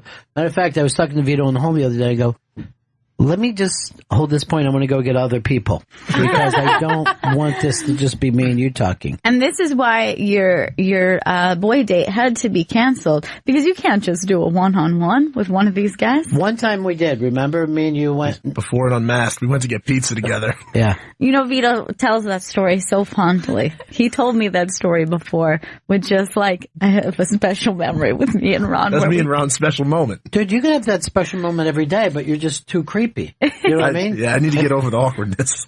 What do you feel awkward about? I don't know, myself in general. But you have one-on-one lunches with other people, right? I don't know if I ever actually go just with one. I think I usually make sure there's at least 2 people. You need a crowd. Pre-Gen, we used to lunch together. Oh, yeah, because Chris would never go with us. Yeah, exactly. So here's what to do, Vito. When it's just me and you having lunch together, just remember in the back of your head, I am judging you. I am attacking you inside, even though when I'm being nice to you, I'm still saying things about you. I'll be like, man, he takes up a lot of room. Or that's a lot of sweat. Yeah. See, that's my big problem. Those are the things I think. Oh, you worry about stuff like that? Oh, yeah. When I'm meeting with somebody, I'm like, man, I'm talking too much. And then I'll be like, well, now I'm not talking enough. And then I'm like, should I maintain eye contact with this person or should I look away at some point? You should look away when I'm talking to you and look at your hands. But here's the thing that I want you to remember. Nothing you can ever do would impress me. Nothing. Okay? I'm always going to be harshly judging you and second-guessing HR for even letting you in here. And I keep a dossier of dumb things that you said that I send to them. No, don't do that. Don't send them the breast milk thing. It's all done. The breast milk thing. I actually just hit record on my phone and was just holding it like this. I can't. And then I just put it. I sent it to them under the heading, "Look what I got to put up with." The worst thing about that is that it came up because we were talking about the wellness room upstairs. Yes, and Chris. Does that get used much? I'm not sure that it does, but all of it got started with the idea of having to explain why women would want to breastfeed in the wellness room. Chris being confused by that, Vito wondering what happens in there. I have to explain a lot of basic. You guys don't understand breast milk? The whole at first I was confused because I forgot that after the baby's born you still keep breastfeeding, and I was like, I don't see that many pregnant women around. Did you think it was before the baby's born you're breastfeeding? On first thought. How do you get the kid inside? What are you talking about? On first thought I was like, there's no pregnant women here right now, so that wellness room must be empty because I wanted to take a nap somewhere one day. And then I also had to explain the idea of pumping because they're like, I don't see anyone walking around here with babies. And I said, sometimes there is not a baby and they're pumping. And then it just got more and more confusing as I had to explain. We did an unmasked where in the green room I had to get up and leave so that she could pump so that breast milk would be available later for the baby. And it's something men are like, what? Like that's barbaric, but the fact of the matter is that's natural. Breast milk is natural. Yes. What isn't natural is the dumb things that you say. It made me. I actually just sent this to Neil deGrasse Tyson. I sent him a copy of you, and I said, "This is why I think you're lying about evolution, because this fucker cannot be smarter than a single caveman." I definitely have caveman DNA. I got pointed out in the class one time because I have the the brow. Yeah, well, you not just caveman, but what is it? Neanderthal. Yeah, I definitely have Neanderthal in me. Oh yeah, your brow. I mean, your eyes could never even get wet in a fucking storm because you've got a complete shelf. Oh yeah, you're right. That's really strange. You can see the. Yeah, it's very prominent, and you can see the bump there. Yeah, I felt like Homer Simpson growing up because they have those weird bumps on their heads. Well, he's a cartoon, so you shouldn't feel like him. There's like a couple signs like that. There's like the brow. Another one they say is if you can individually wiggle your pinky toes, you are less evolved than, say, somebody who cannot, because that was once an ape-like. I didn't know that anyone could. Oh, people can do it. It's really weird. I've never They can even just heard like that. wiggle just a pinky toe. I can grab things with my feet. Oh, God. Like branches? Yeah, I was size 16. You swing on? Size 16, I just grab stuff all the time. Remember that day that there was lightning and you found out about fire and because you dropped your food in it? You were scared at first. You dropped your deer carcass in it and then you thought it tasted better. How do you travel fire from one point to the other? Is it a big stick with moss on it? Fire's scary. Is it for you? I don't know. Who wants to be too close to fire? Warmth. He doesn't understand. He's more of a... He just walks around in that animal skin of his, or that's the skin of a grandparent. Oh, There's Trump getting off in Florida with his wavy fucking flag. That tie is so long. It is. It's the longest tie in the business, they said. He uses it as a red carpet when he walks down the steps. He's not giving it up, you know. People keep poking fun at it, but it's still his signature look. A tie at dick level at all times. Yeah. It's there in case he needs to powder his cock. He can just use the tie for it. He wants to do school choice in Orlando, Florida. And most of the school choice down there is not to go. That's what is on their minds. I choose to not attend. Jesus, these cocktail setups there is getting ridiculous. Saw some frozen margs before. Yeah. I think that's chicken and waffles. Yeah. Starving for it. That is chicken and waffles. Why can't we have any? You got any of them French fried potatoes with them chicken and waffles? And what are those fun little cocktails that they got going? A Red Bull. Really? Yeah, there's a Red Bull in it. Is that a Red Bull? I thought it was like a tiny tequila turned up. Oh, it is a Red Bull. Yeah. Weird. I don't know. I thought they were it's like a margarita spiked with a Red Bull or something. Yeah, it does. It looks like the old-fashioned tequila sunrise. The 1970s drink. Yeah. Frozen tequila sunrise with a Red Bull in it. Yeah, the Red Bull throws me off, you know? I'd rather just do bumps. I'm hoping Red Bull isn't sponsoring something over there. Oh, shit. We enjoy it, actually. Chris, you have one every day. Every day. A Red Bull every day? Red Bull every day. Is that how you do such great work? Keeps me focused. Just keep adding them. It looks like Dallas BBQ, if I had to guess what it was. Well, Dallas BBQ doesn't make fucking chicken and waffles, do they? But maybe they added it because those drinks, even the umbrella looks like the ones you get at Dallas BBQ. How would drinks look different? No, like the actual umbrella is like the color scheme I see it down. And like, do you think they make their own umbrellas? Look, caveman. He's a caveman. He's a caveman. Shush. Greatest fucking movie. Gonna tell Steve Gooser. You're going to have to this Mammoth show on, what, Tuesday? Yes. So it's a parody of Mammoth. What's it all about? So I believe what it is like an improv, but they set it up as though they are rehearsing the next Mammoth play, but it's actually kind of just in the style of Mammoth.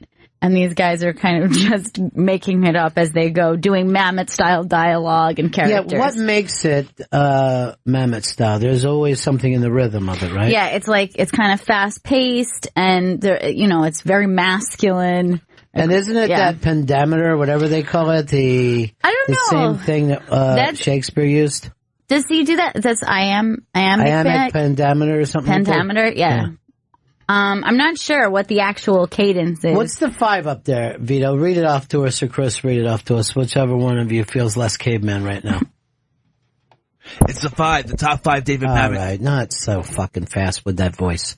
Take your time. The top 5 times David Mamet used dialogue to upset you. It's by Hunter Nelson and Terry Withers. They're the ones that you're going to go seeing this week. And are you a Mamet fan across the board? The plays?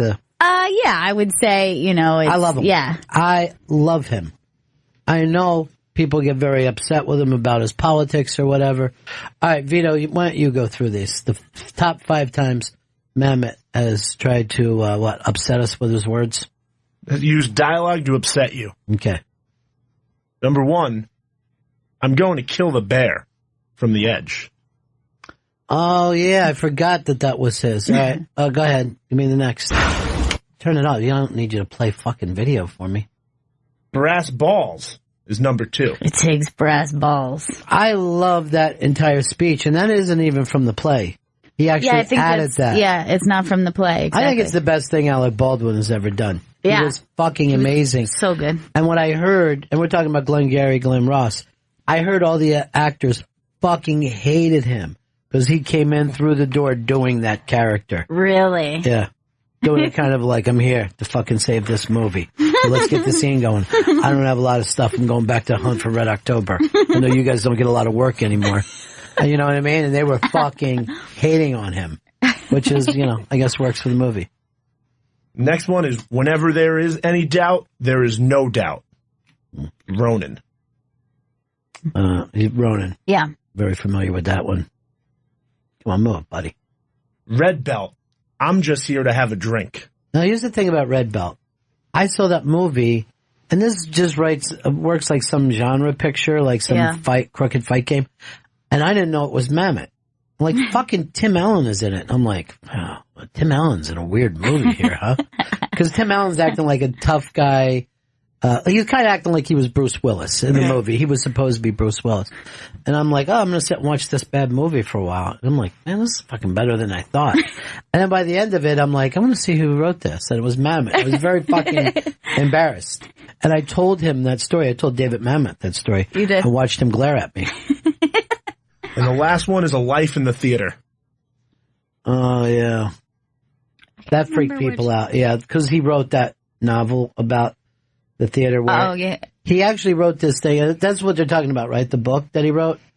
And it's like an acting book from David Mamet. And basically it comes down to telling young actors, just read the fucking words.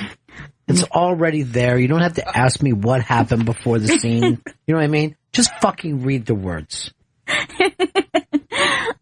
That kind of shit drives actors insane. And crazy. But I get it, too. Like, no, I mean, if you've ever been asked by an actor, like, where were they just before they were here?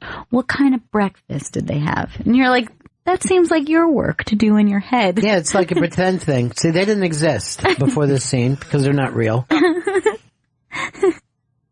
That doesn't make a lot of sense to me, but I know you need this to get in. I heard in The Big Lebowski, he was always saying, now, did he burn one before this scene, or didn't he? Oh, really? Yeah. And if he was supposedly burned one, he would just rub his eyes out a little bit and get on and play it a little more stone. But that kind of shit made sense to me. Sure. Before the dude arrived here, did he smoke a joint on the way? Right. That's more direct, I would say. But my favorite Mamet has always been American Buffalo. I've always loved that play. Out of all of them? Yeah. I'm gonna have to think a little bit. You're a Glengarry man. Yeah, but I like a lot of the plays. All right, so the other one with Life in the Theater was two actors complimenting each other. That's what that's about. See, I had a guy not reading it to me on the other side over here, but that's okay. This is new for you being in this room. You didn't know you had to do the reading. No. Because we can't see from over here. Yeah. But then you could always put this one on instead of keeping it all dark, and then, we'd be able to see it ourselves. I think we should probably put that one on more often. Because you don't like to read? No, I love to read. Mm-hmm. I wasn't familiar with the piece, so when you said the book thing. Yeah, that's why those words are there. Yeah. So I was trying to think of what that book was called.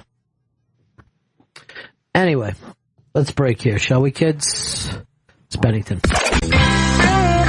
Bennington is back, and you know what that sound means. Tom Sharpling is in studio with us. The Best Show airs every Tuesday, 9 p.m. Oh, God. 9 p.m. to midnight on thebestshow.net. Follow him on Twitter at Sharpling.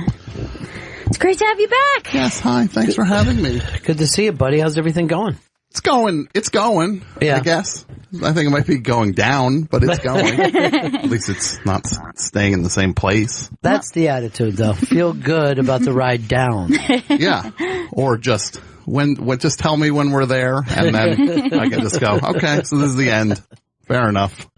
Well, your show's had big changes since the last time you've been on. The Best Show, right? Yeah. Yeah. We stopped doing ads. Mm.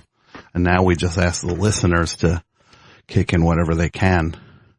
And it's working. I have money. I think we got actual money for the first time. And not reading some ad for a thing that I'm just like, what am I doing here? What am I telling people to go do exactly? Now, do you even pay attention when anyone else does a live read? Do you think, oh, there's a product I might want to go get? In that regard, probably not. But I think I pay attention when people can make them entertaining. Right. But sometimes it's just like you hear what it is and you instantly just go, I'm going to stop paying attention to the content, to the goal of this, and listen to them make it fun. I used to do that until it almost cost me my job. So I'm done making these things entertaining. Just write them down to me, and I'll read them like a robot. I think it maybe had something to do with Charles Manson. If I remember. Not everybody wants to hear Helter Skelter in the middle of their ad. Not everyone thinks it's funny to bring up a rape sometimes in the middle of an ad. But people pay attention to those. They used to pass them around. Yeah. And now I'm like, all right, I'm not going to do it anymore. Yeah, it's called gotcha advertising. Yes. It's like, look, nobody's going to buy what we advertise, but you all know the name of the place. Right. Now. Yeah, now that's true. They do expect, like, immediately for people to listen to an ad, and then they'll watch on the computer to see how many people go to it. You know? Right. Didn't happen like that with Geico. How many times did you have to hear the word Geico before it made sense to you? You know? Yeah. They must have spent $1 billion. Yeah. Just branding this thing over and over. But that shit works because I had to get car insurance and immediately it was like, well, Geico's the thing. I can't even think of a second one now. What is it? Allstate? No, Geico. Yeah, I think the one with the rock or something. There's one that's shaped like a mountain. Yeah. Right? You're just like, I think that's mountain insurance is what it's called. If you have a mountain home that you're worried about, it's I thought you were talking about the people's insurance. Finally! There probably is a guy with a mountain insurance who just hopes people think that's what it's called in some strip mall. Mountain insurance just like takes whatever spillover he can get. Yeah, well, we should open up a place that's just like Geico with a J for people that are confused about it. We'll just piggyback whatever we get, whatever crumbs. Yeah, or just like British lizard insurance. I just hope people think that's what the thing is. I don't know. It had a lizard, and I think he had an accent. You know what we were talking about? I was thinking about you with this, too, because we're doing this kind of an audio documentary on Gary Shandling, and you've produced shows. Gary Shandling, that show, Larry Sanders, probably changed almost everything. Yeah, I think it was the first one of those things to really... you take for granted the idea of incorporating celebrities into things now. It's like everybody does that with everything. I think The Player and Larry Sanders were the two things that were just shocking when they wove celebrities into the world, into a fictional world. And then also didn't let themselves come off as like they were good people. Yeah. You know? Yeah, the idea of showing the other side. I mean, I remember the David Duchovny thing on Larry Sanders. I think that was like the most shocking thing I had ever seen. And I couldn't believe that it was happening, that a famous person would play themselves in a way that wasn't who they actually were and kind of really embrace it. And that was also one of the funniest running gags in television history. Mm-hmm. Yeah. And Duchovny had to be wide open to, even though I'm a sex symbol, I'm going to allow myself come off as a guy who may have sex with Larry Sanders. Yeah. It was hilarious. Yeah. Yeah, that was unbelievable. The Player, I remember, I thought the mistake that they had was suddenly Whoopi Goldberg wasn't playing Whoopi Goldberg. She was, I thought they should have just unknown actors in those other roles. Yeah.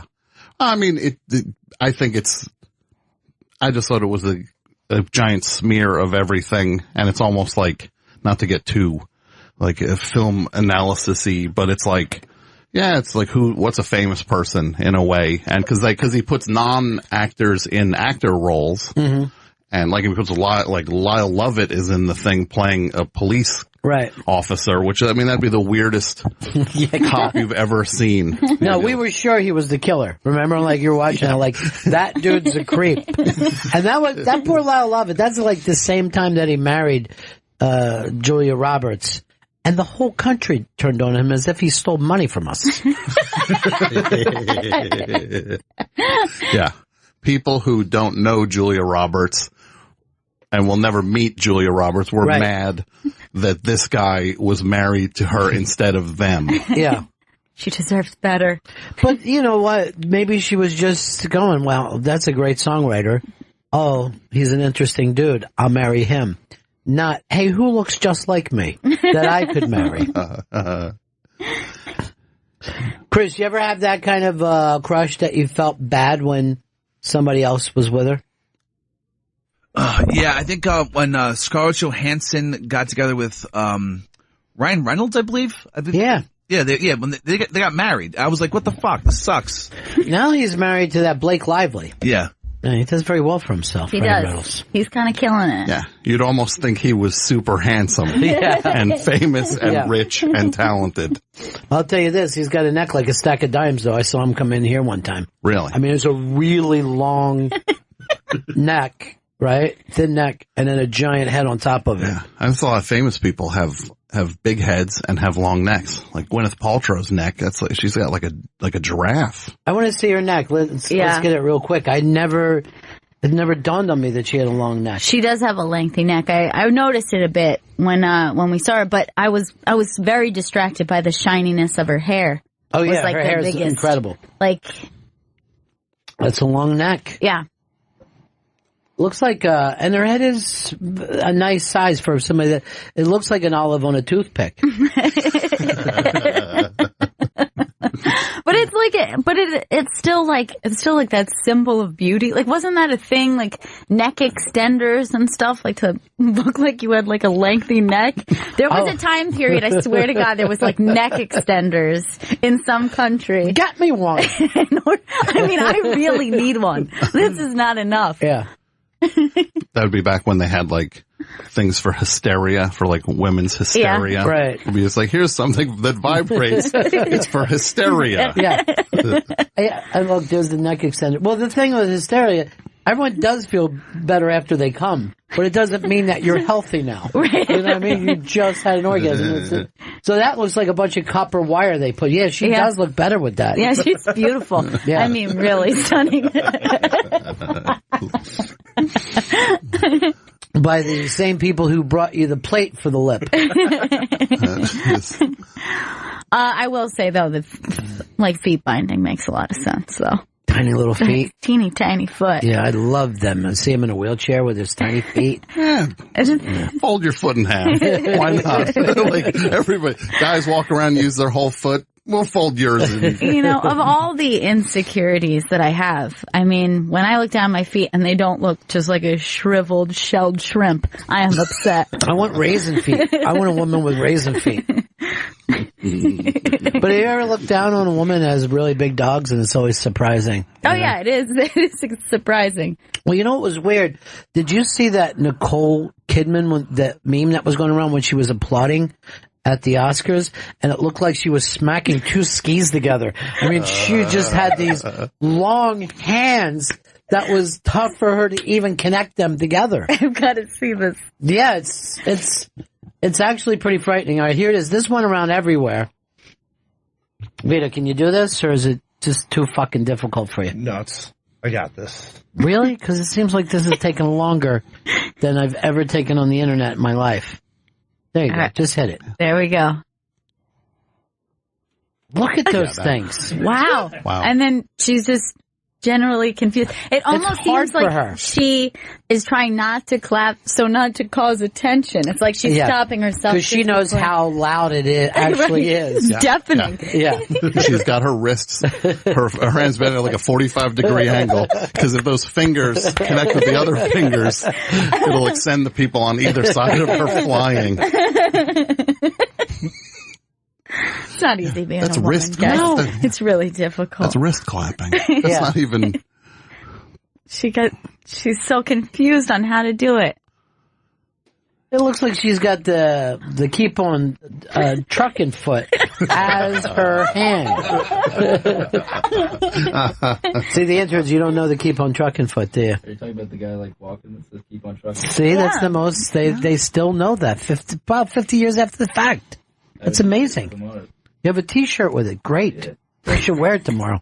It's Saturday, so I won't have to see it. We have to keep our entire staff away from Chris Stanley because he has something terrible in his throat. Something's up with my mouth. I don't know what it is. It's not your mouth making that noise. That's your throat.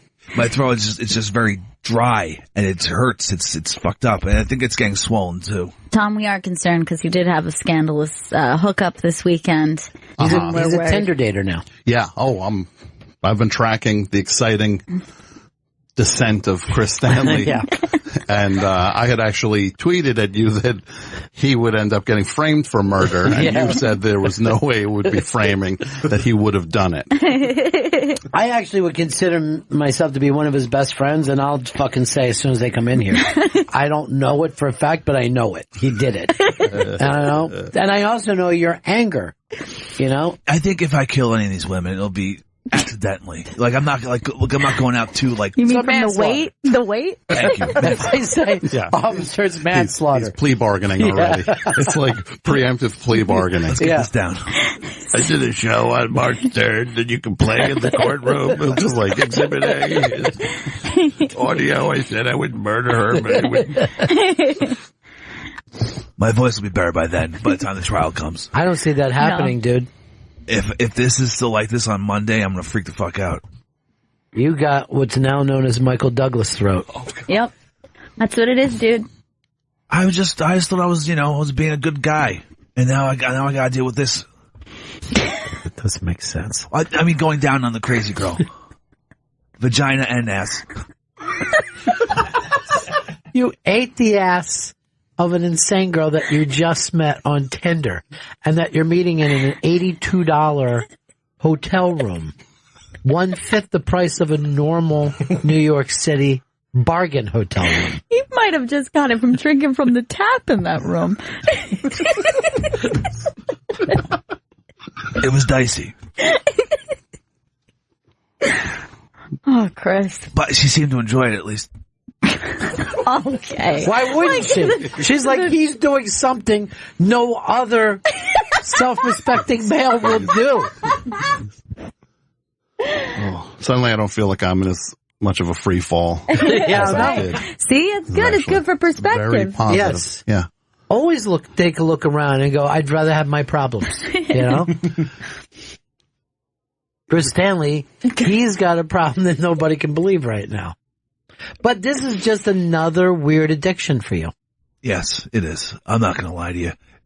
And there's also this, I think I'm going to see this other 18-year-old girl on next week, but. I really that's real trouble. And by the way, is this the one who actually said she was 17? No, I unmatched with her. I got out of that. There's 6 months difference between this one and the other. You're a very moral guy.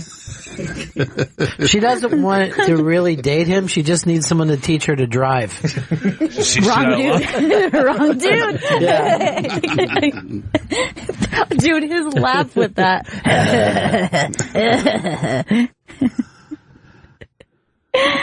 I kind of can't stop looking at him. Yeah, I know. He really is on display in there, too. Yeah.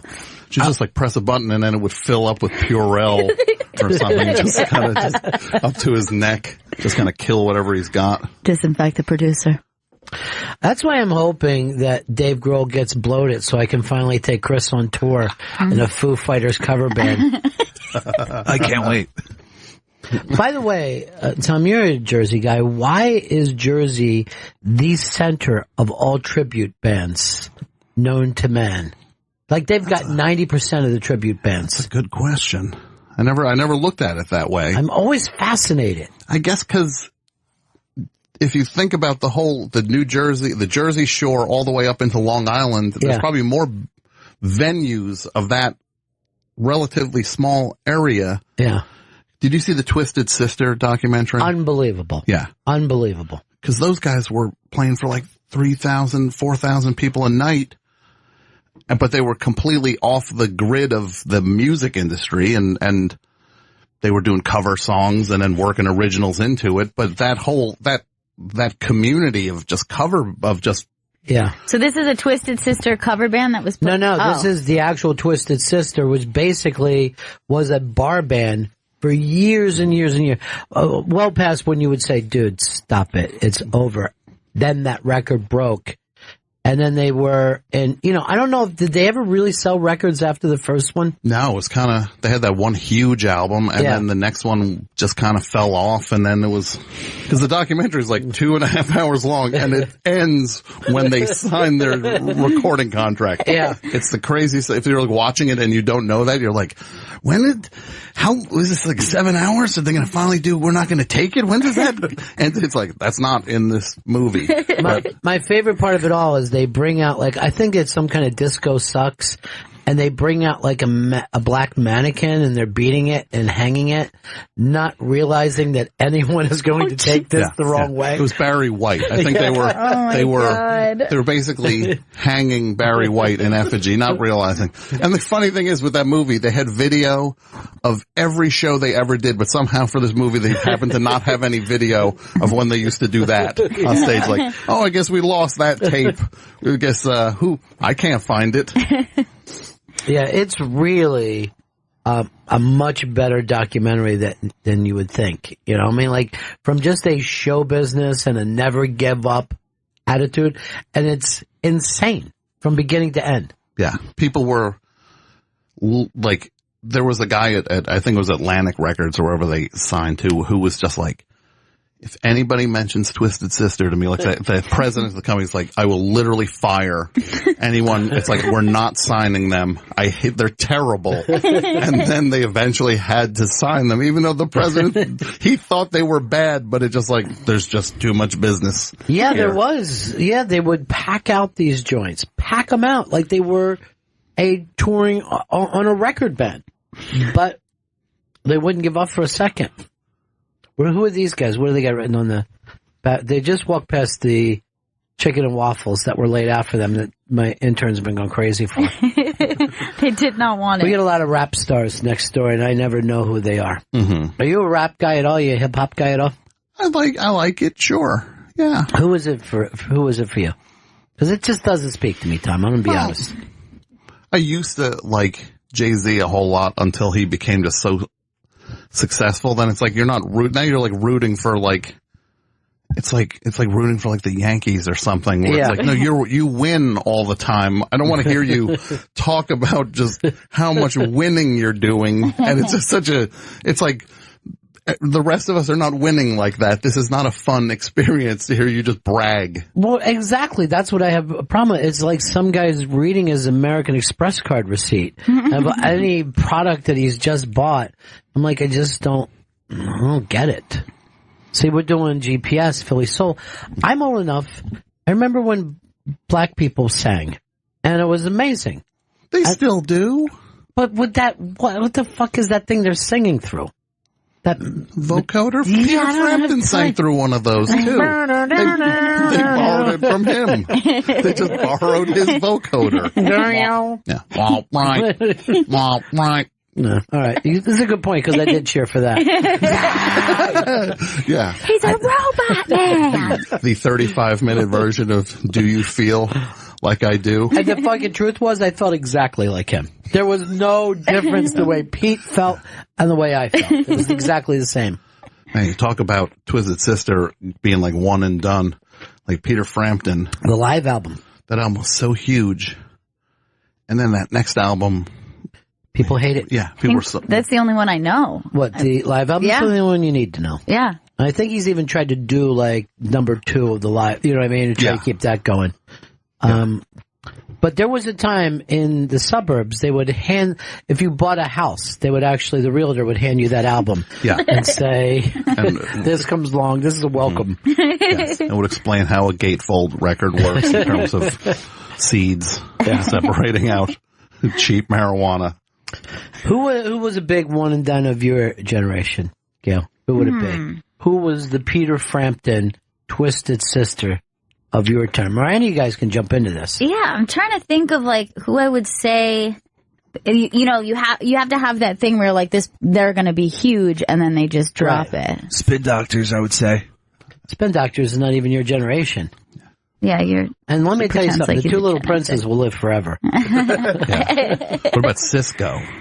Cisco, is that the thong song? Yeah. We had high hopes for Cisco. We definitely did. He was one of the few people that rhymed thong with thong. Yeah. I mean, I'm sure that there's like a couple rock bands. Like, it's hard. You can't say the Strokes because they had at least 2 good, albums that like had a lot of play. Right. But what about the band that did Fun? What was that fucking thing? Because that was enormous, right? I literally know only that song. Right. I don't know if, I know it was huge. Suddenly it was being played everywhere. But I don't know anything about them. Sum 41, when they released Fat Lip, I thought they were going to be the next Blink-182, and they just collapsed. They literally set themselves up. I mean, even they kind of steal the name. Yeah. That song was pretty odd, though. They were a fraction. Like their number was like one fifth of what Blink-182 was. They're already saying we're not going to be that good. That was the band that me and my best friend from high school met on this block at a guitar shop, and they were just like, "You should come to our show tonight." And we're like, "Nah." I'm like, "Come on, we didn't need to big time them."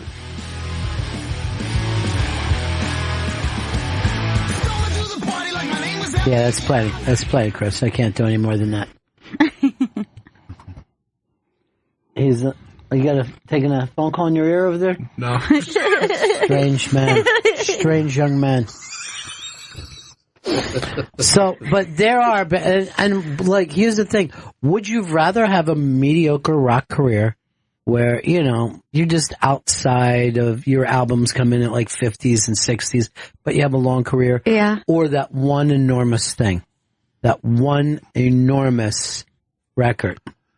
I think you've got to go with the long career, because I think then you get to be at that place where you don't get bugged, but you get to continue to do the thing you love to do. Mm. You know what I mean? You never have to deal with like full on celebrity, which is, you know, pretty annoying. And then I think that's just a crash. Like nothing's worse than that drop from the top. It just like lays people out. Yeah, and then people think you're like a loser because you were only huge once, right? Where they were never huge. Yeah, it's like, impossible. You hit because you only hit the lottery one time. Yeah. Then they think they're better than you because you didn't, because you weren't the Beatles and kept going forever. Remember when they were yelling at Kramer the night that he dropped the M-bomb? Like, you never. And like, he was Kramer in Seinfeld. You know what I mean? It's like being George Harrison. You know what I mean? It's a once in a generation thing. And people still feel like they're better. Yeah. Yeah. Like guys like Steve Guttenberg, where people like use him as like a punchline. It's right. Like, this guy was a huge movie star for like 4 years. It was enormous and just didn't keep it going. But that doesn't mean he's the worst person going. I know. He was so big that they gave him $1 million for a Bartles and James commercial that he did in one day. That's like more than most people. Like, you didn't go to high school. All you guys together can't put together $1 million a year. And he did it in a day. Yeah. The other funny thing about Guttenberg is I don't think he ever hurt anybody's feelings in his life. He's never been an asshole. He seems like a nice guy. People just punchline him. Yeah, by all accounts, he's just like, I think he lives in New York and he's an alright guy, but it's just like, oh, it's Steve Guttenberg. You loser from the Police Academy movies. From the 6 of them. Yeah. And then also, he was with the old people down in Florida. Remember that thing? Cocoon. Cocoon was enormous. Oh, yeah. He was one of the 3 men from 3 Men and a Baby. That's right. He was honestly, he was the least of the 3 men. Right. Which, by the way, is the gayest movie you've ever seen in your life. No one realized how gay the entire 80s was. God, I loved that movie as a kid. Yeah. I loved the 3 men. Do you think that dead kid in the window knows how gay the movie was? Oh my God, that was so big. It went in the school. Beginning of the internet. Like, everyone would just be like watching it like, there it is. There it is, man. It's a dead that kid. Kid's dead.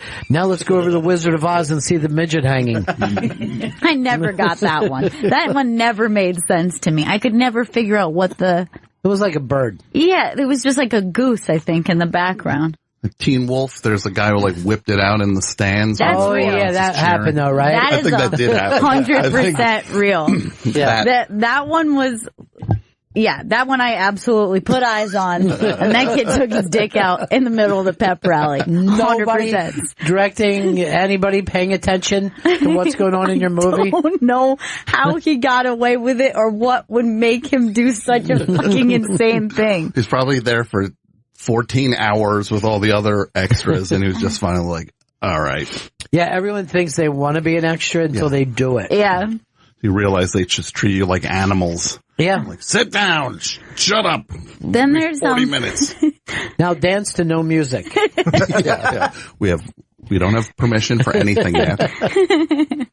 There's also that one really weird one. It's from Back to the Future, like the Old West one. Yeah. And there's like a kid. Oh, yeah. One of the kids who just, like, he kind of gives a come here finger and then points to his penis. What is this? I never saw this. I would hope that he was saying, like, I have to go to the bathroom. I think that's what eventually people like, say. Oh, over here. But out of context, it's a very weird moment in which a kid just was like, come here. Look at the penis. What movie is this? This is the third Back to the Future. Oh, the Back to the Future. Yeah. My favorite, where they went to the Old West. Well, that's always your favorite. Yeah.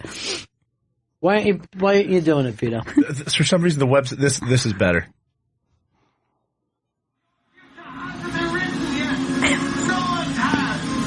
He already did it. So he goes, come here, and then just points to it. You gotta teach that kid just to piss himself. I don't want you pointing at a minor's fucking balls, Vito. It looks bad. It's a glass studio. Everyone's looking at you. I wanted you to see the action. Here it is. This is the general direction. This is where the dick was touched. There is, I mean, to me, like we were talking about those bands that came up and down, to go back and watch the videos that everyone in the 80s watched and to see just how horrifying they all were. I mean, one after another bad video. Why did kids love them so much? I was obsessed. It was like my favorite thing to watch was MTV. Yeah, and I like when they would spend so much money on these things. Like there's this one video by Chicago who they were trying to make like cool. Like they could put them in a video, kids will think these guys are awesome. And there's this video with like car crashes and like it must have cost like $2 million to it's like I think some Stay the Night by Chicago. They made this like action movie for the video. It's like but kids don't want to see like Chicago, 50-year-old horn players. This is it here now? Yeah, look at this. Like, they shut down L.A. Yeah, they shut down whatever bridge that is. Yeah. So it's Peter Cetera running around in an action movie. It's like...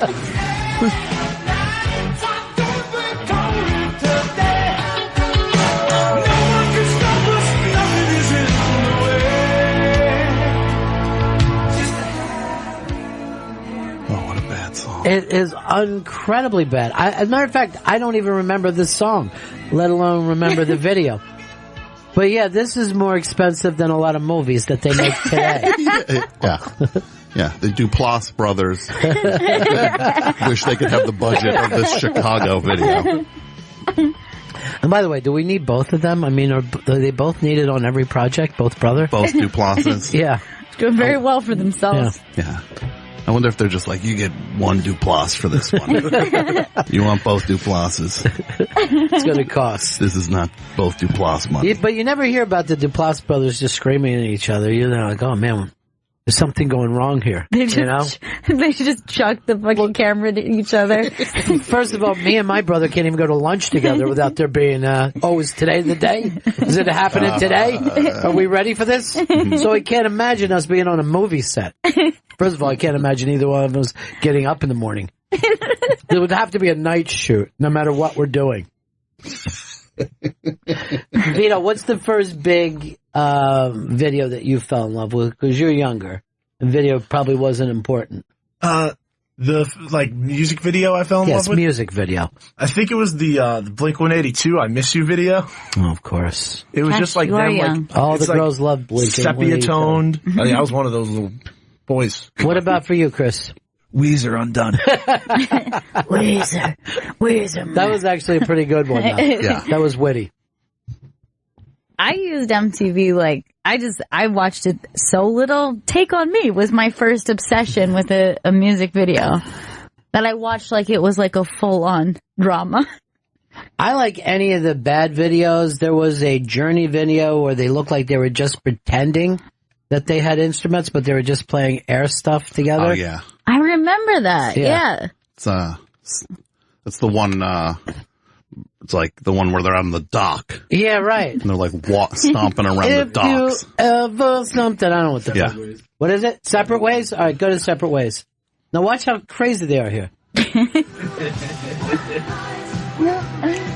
This was made for nothing. They couldn't even afford sleeves for this video. I look how tough they try to act. I'll beat the shit out of you, Journey. Don't you ever glare at me like that again.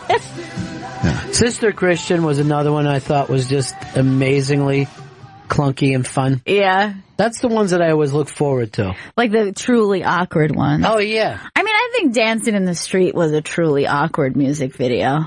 Well, it discovered one of the friends, you know. But yeah, that was when I was like, oh, Springsteen really does want money after all. No, Dancing in the Street, not Dancing in the Dark, which also is, that's the one with the friend. Oh yeah, that's the one I was thinking of. He looks about as far away from cool as you could possibly get. Look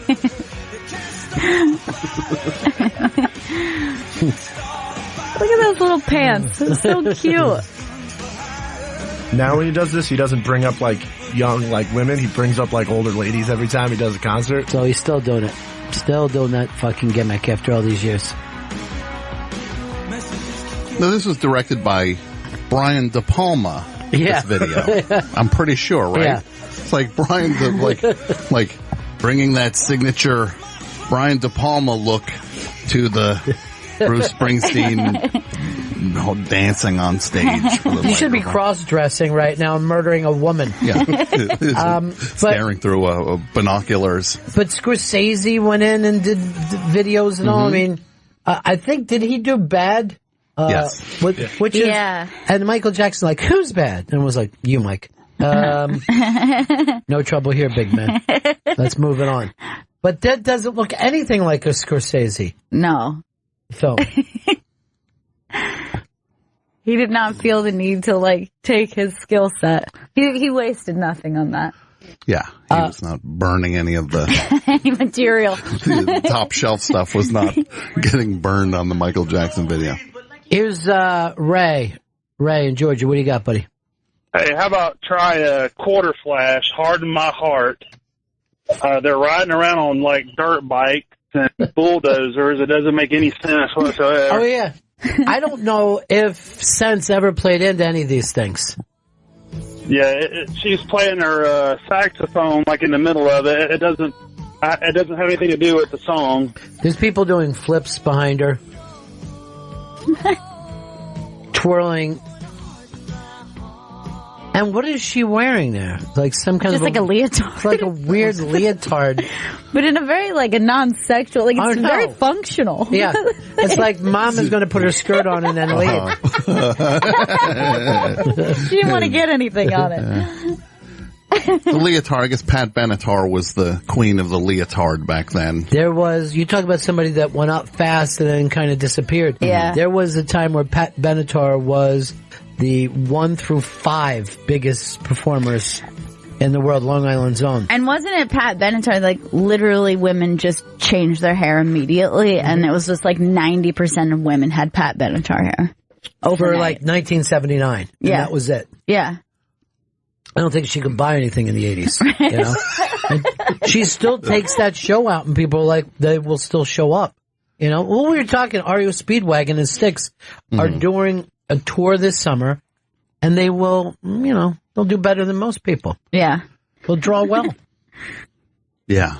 REO Speedwagon. And one dude's dead. Yes. Gary Richrath. The guy who was their guitar god. Yeah. I saw them live. They played after a Mets game. I didn't even know they were playing until I got to the game. Is that right? Yeah, I got to the game and they were ended up beating the Mets 3-1. That's how we lost our playoff spot. Yeah. Chris burning his Mets hat after REO Speedwagon beats the Mets. I'm never going to wear my Mets hat again. These fuckers. They ruined my fucking childhood and my adult life as well. I think that your throat is getting stronger and you're just trying to make it sound worse now. No, I'm not. No, that's a character. Yeah, come on. Just talk normal. Just go ahead and try. Just try. Hey, Gail, how's it going? No, that's shut up. a hack. No. Get out. Seriously. Did you just want to be in the booth today? Yeah. No. I'm a ragtop man. It's Nick Nolte. Let's go over here to Tom in New York. Hey, what's up, buddy? Hey, Benningtons. Yeah. As horrible as I agree 99% of MTV was, I have to stand up for the pioneers of video, Devo, and mention, please check out their ultimate video, Beautiful World. All right. I'm look at it right now. I would never say a bad word about Devo. I don't even think Devo got a lot of MTV play, to tell you the truth. I think they would have been on Friday Night Videos on TBS. Where the kids who didn't have cable waited for that. Yeah. Did you see those 5 videos we watched? There's going to show 5 more next. Only 6 days and 23 hours till we see 5 more videos. Well, we have videos around all day and night on my TV. Like when cable would roll across town, be like some people had it and some people didn't have it. Yeah. I remember being in like probably like 3rd grade, like whatever it was, and just like one kid was like, came up to me who I barely knew. He's like, I heard you're gonna get cable on your side of town. I'm like, yeah, I heard we might get it first. And he's like, I was checking in the TV Guide, and he invited himself over to come watch a movie that it's like, I don't know you. And it's like, you want to come over and watch A Star is Born, like in my house? Yeah. Well, in my neighborhood, there was only one kid with a swimming pool. And he got so popular in the summer, he wouldn't believe it. I mean, we'd show up there with flippers and a snorkel. What do you want to do today, dude? And he's like, who are you guys? Some of your friends. Your friends are here. Why don't we go out in the back? Did you have it circled on the calendar when it's time to start warming up to him again? Exactly. And then he was thrilling. I mean, he was the biggest asshole all year, but in the summer, forget about it. And you'd actually say to him, "Hey, your mom gonna make us some sandwiches?" She's like, she's gonna freak out. I go, just ask, just say. You know, we've been here all day. Maybe she'd like to come out with some treats for everybody. First leaf hits that pool. You're just like, you dickhead. Yeah, you end up punching him in the back. A little chilly for swimming today. Hey, Eric, Colorado, what's up, buddy? Hey, Bennington. Hey, buddy. So 2 things for you. Kevin Cronin, if you look at a picture of him, he now looks like a 65-year-old lesbian. But here's another bad video for you. Van Halen Jump, I watched it last night, and David Lee Roth with the bedroom eyes. I almost threw something at my TV. You know, Van Halen was one of those bands that it took a long time. They wouldn't even attempt to do anything other than live performing on their videos. Hold your tongue about this video. I just fell in love with him. Like, I loved him as a kid. Ponytail Dave. What kind of cartoon outfit is that, though? You mean, you don't wear that anywhere else. Like, the Allman Brothers could have left the stage and went into a 7-Eleven and nobody would have been alarmed. I don't know where these clothes come from that Dave wore. That's Brutus the Barber Beefcake's jacket. Thank you. It's very wrestling. I like him, too.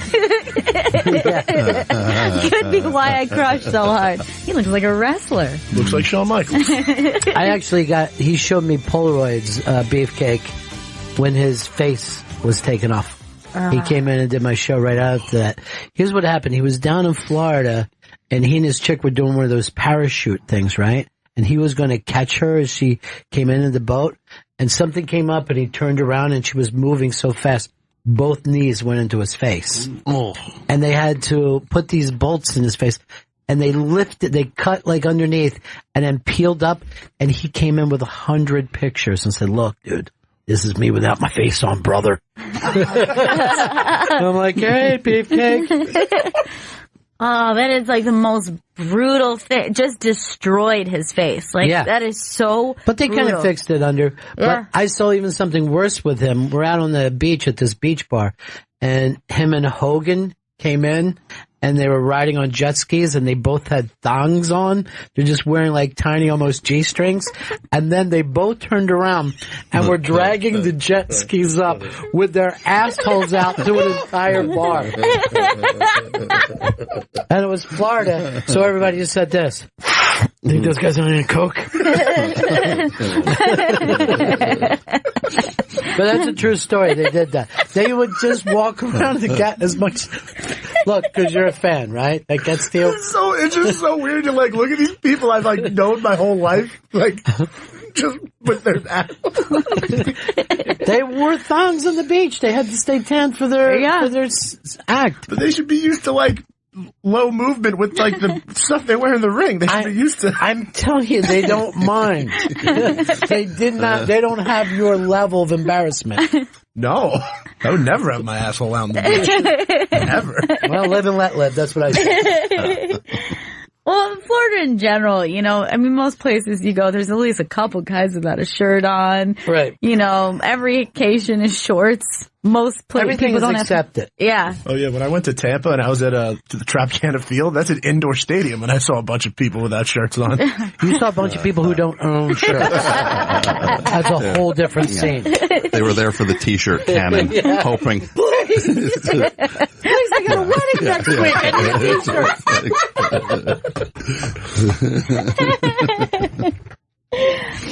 Like, open-toe shoes were just shoes to me. Yes, they were just just realize a shoe could cover a foot until I moved to New York City. There's literally not a formal occasion there. No, there's really not. Most weddings look like the crazy bitch wedding. It is true. Tom Sharpling is in studio with us. The Best Show airs every Tuesday from 9 p.m. to midnight at thebestshow.net. Follow him on Twitter at Tom Sharpling. And you're enjoying the show more than ever now.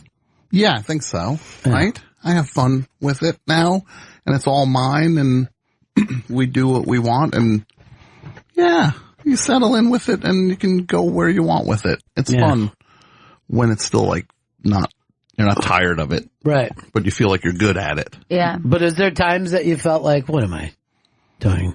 Oh yeah. Like I never would have signed up for, if somebody had presented it to me just like, you're going to do this forever. Right. It's like the first time, before I did the first one, it's just like, you're never going to stop doing this. Like, no, I'm not doing that. But it's like one at a time. And then you turn around, it's just like, well, I guess I'm doing this until I can't do it anymore. Yeah. And that's the beauty about radio is that you can keep doing it. Yeah. Like Cousin Brucey is on the air twice here. Yeah. I mean, this is the guy who was like, brought the Beatles on at Shea. Right. And he's got an audience on Saturday nights. Yeah. With this fun party show, which I actually like. I've always listened to Cousin Brucey. Yeah. He seems all right. It's always amazing, like different celebrities will get in here and they'll go, wait, was that Brucey that just walked by? Because so many people grew up on him, and those are the stars that stay in your mind your whole life. You know? Yeah, like that's an actual famous person. Right. Yeah. Yeah. Somebody that you liked when you were little. Yeah. We'll wonder what that must be like. Have someone like you. People like you when you know You're it. so loved. Oh, yes. They love me, but they don't like me. The difference there, yeah. Oh, I don't blame them for that. I wasn't arguing with them. Tom Sharpling, you're a prickly pear and you know it. I accept it. Yeah. Yeah. No, it's fine.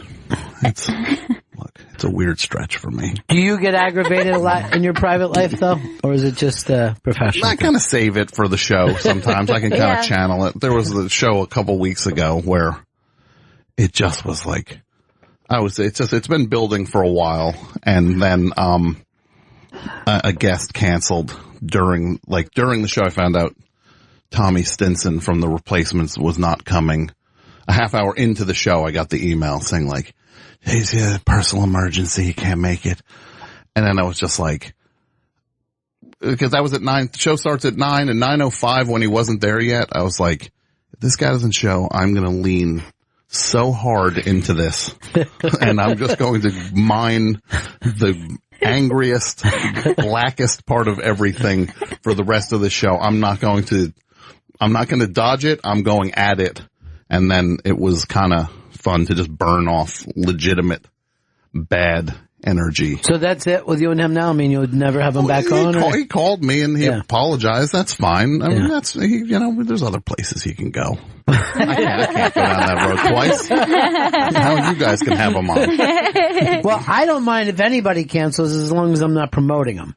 I hate once you're promoting them. Oh, yeah. And then they don't show. Well, that's exactly it. And I had plugged it, so it makes me look stupid. Right. People don't get that. Like, you don't care if somebody doesn't show up because they're not on all the other shows. So it's fine. But don't let me say, oh, we're very excited to have this person come in. Yeah, and then suddenly you just say, well, I guess he's not gonna be here. The show's going to be less than what I told you it was going to be. Tommy Stinson doesn't like me the way that I must have put across to you people. Because that's how it always feels, you know? I'm like excited to have him, and he's excited to be here with me. I mean, I'm really looking forward to this. Guys, get ready. This is going to be some kind of show. And then... You're just in there breaking replacement records one after another. Yeah, so that's when I feel But rock stars don't show up to things, and comedians don't show up to things, and that's who we book the most, you know what I mean? Yeah, because they, the thing I can't handle is when the guy shows up with the sunglasses at 9:00 at night is what I was just like, I don't know if I'm ready for this anyway. He's going to come in here with sunglasses on. It's literally nighttime now, and then just like, I'm going to have to... I was like, fine, don't come. I don't care. I can do this without you. I've done it forever without you. But let me carry you through a career that you obviously don't care about. So then you put out this album. Did I? One time I had on a director that I loved, and he never gave more than a one-word answer to everything. That's so difficult. I have an experience...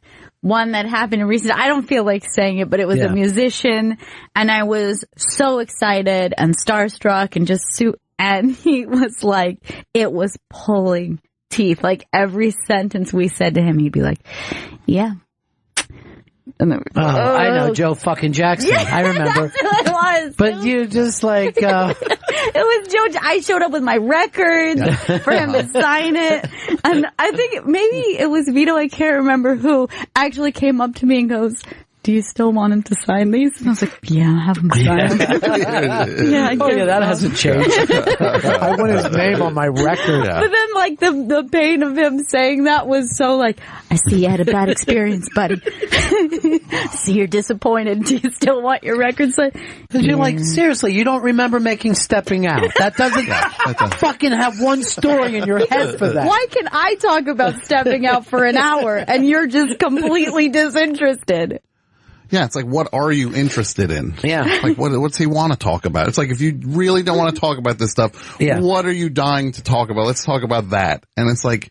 Because apparently you said yes to an interview. You know what I mean? You know that part of it. Yeah. It's not like you guys were like, put a petition up to get him to show up, and finally he's like, all right, what is this thing that I had no say in, and I'm here, let's get this over with. But that is, normally actors are that way. Actors get very, because they're empty vessels. Yeah, they have nothing in their heads. Yeah, there's nothing there until you put the words in, and then you're like, should I have written a script for you to come in and do this? It's the other side of being able to inhabit someone you aren't. Is that you might not be someone when you're not being someone else. And then Jimmy Fallon used De Niro as his first guest when he did it. So and you just see flop sweat because De Niro's giving him nothing. Yeah. Well, why would you... I mean, he is known to be a difficult interview. Because he was a big name at the time. Yeah. They're like, okay, we're in New York. We got De Niro. But it's like... There's other big names still that are going to at least bring something... And he just comes on. He's just like, yeah, yeah, it's good. It's a good show. Well, it's like, and then his face was just wet. It was like, this guy's been waiting 3 years for this show to start, and he's finally in that moment with it happening now, and he's just like, oh no, the day showed up and it's going terribly. Why did I want him as the first guest? Main Streets. Main Streets. That's the best stuff. And it's great to see somebody else struggle with it, though. You know what I mean? Because, you've been there yourself, then you can watch someone. Yeah. Somebody just eat it with someone who doesn't care. And it's just... But that's the best part of the show now. It's like my show. It's like, I don't care who shows up or doesn't show up. It's like, I can do it without anybody. I'll just keep it... That's one of my favorite shows to do. Just sit there by yourself. Talk in a room as if I'm in my car driving. Conversation I'd be having with myself just happens to have a microphone in front of me. That's the absolute best place. That's where we'll be in like just a couple of years. It'll just be some little clip that goes on your... Yeah. And it'll just be me, Sharpling 24/7, just recording me wherever I am, and it'd be like, there's not much of a difference. He just seems to actually be in that place all day long. All right, we got to wrap this up, Chris. Yes, we do. Yes, we do. Tom Sharpling, pleasure, my friend. Tom Sharpling. Check out The Best Show. It airs every Tuesday at 9 p.m. at thebestshow.net. Follow him at Sharpling. Yeah. I wanted to tell you, I wrote an exciting thing. You were excited. I did a voice on The Simpsons. You were very complimentary about that. I actually co-wrote an episode of The Simpsons. Holy shit! I can tell people that now. Wow. Yeah. When's that happening? I guess when cartoons get done. Yeah, it takes a while, right? 5.5 years from now. Look forward to it. Try to stay alive. Congratulations, man. Thanks. It's always great. All right, that's it for us. GPS. This is Saturday. Sold tomorrow. Gail, you're giving out what? Giving out signed Hall & Oates vinyl, hashtag Deep Tracks GPS to win. All right, that's it for us. See you again in 1974. Ladies and gentlemen, the evening is over. We hope you all enjoyed yourselves, and we'll see you all again in 1974. Good evening!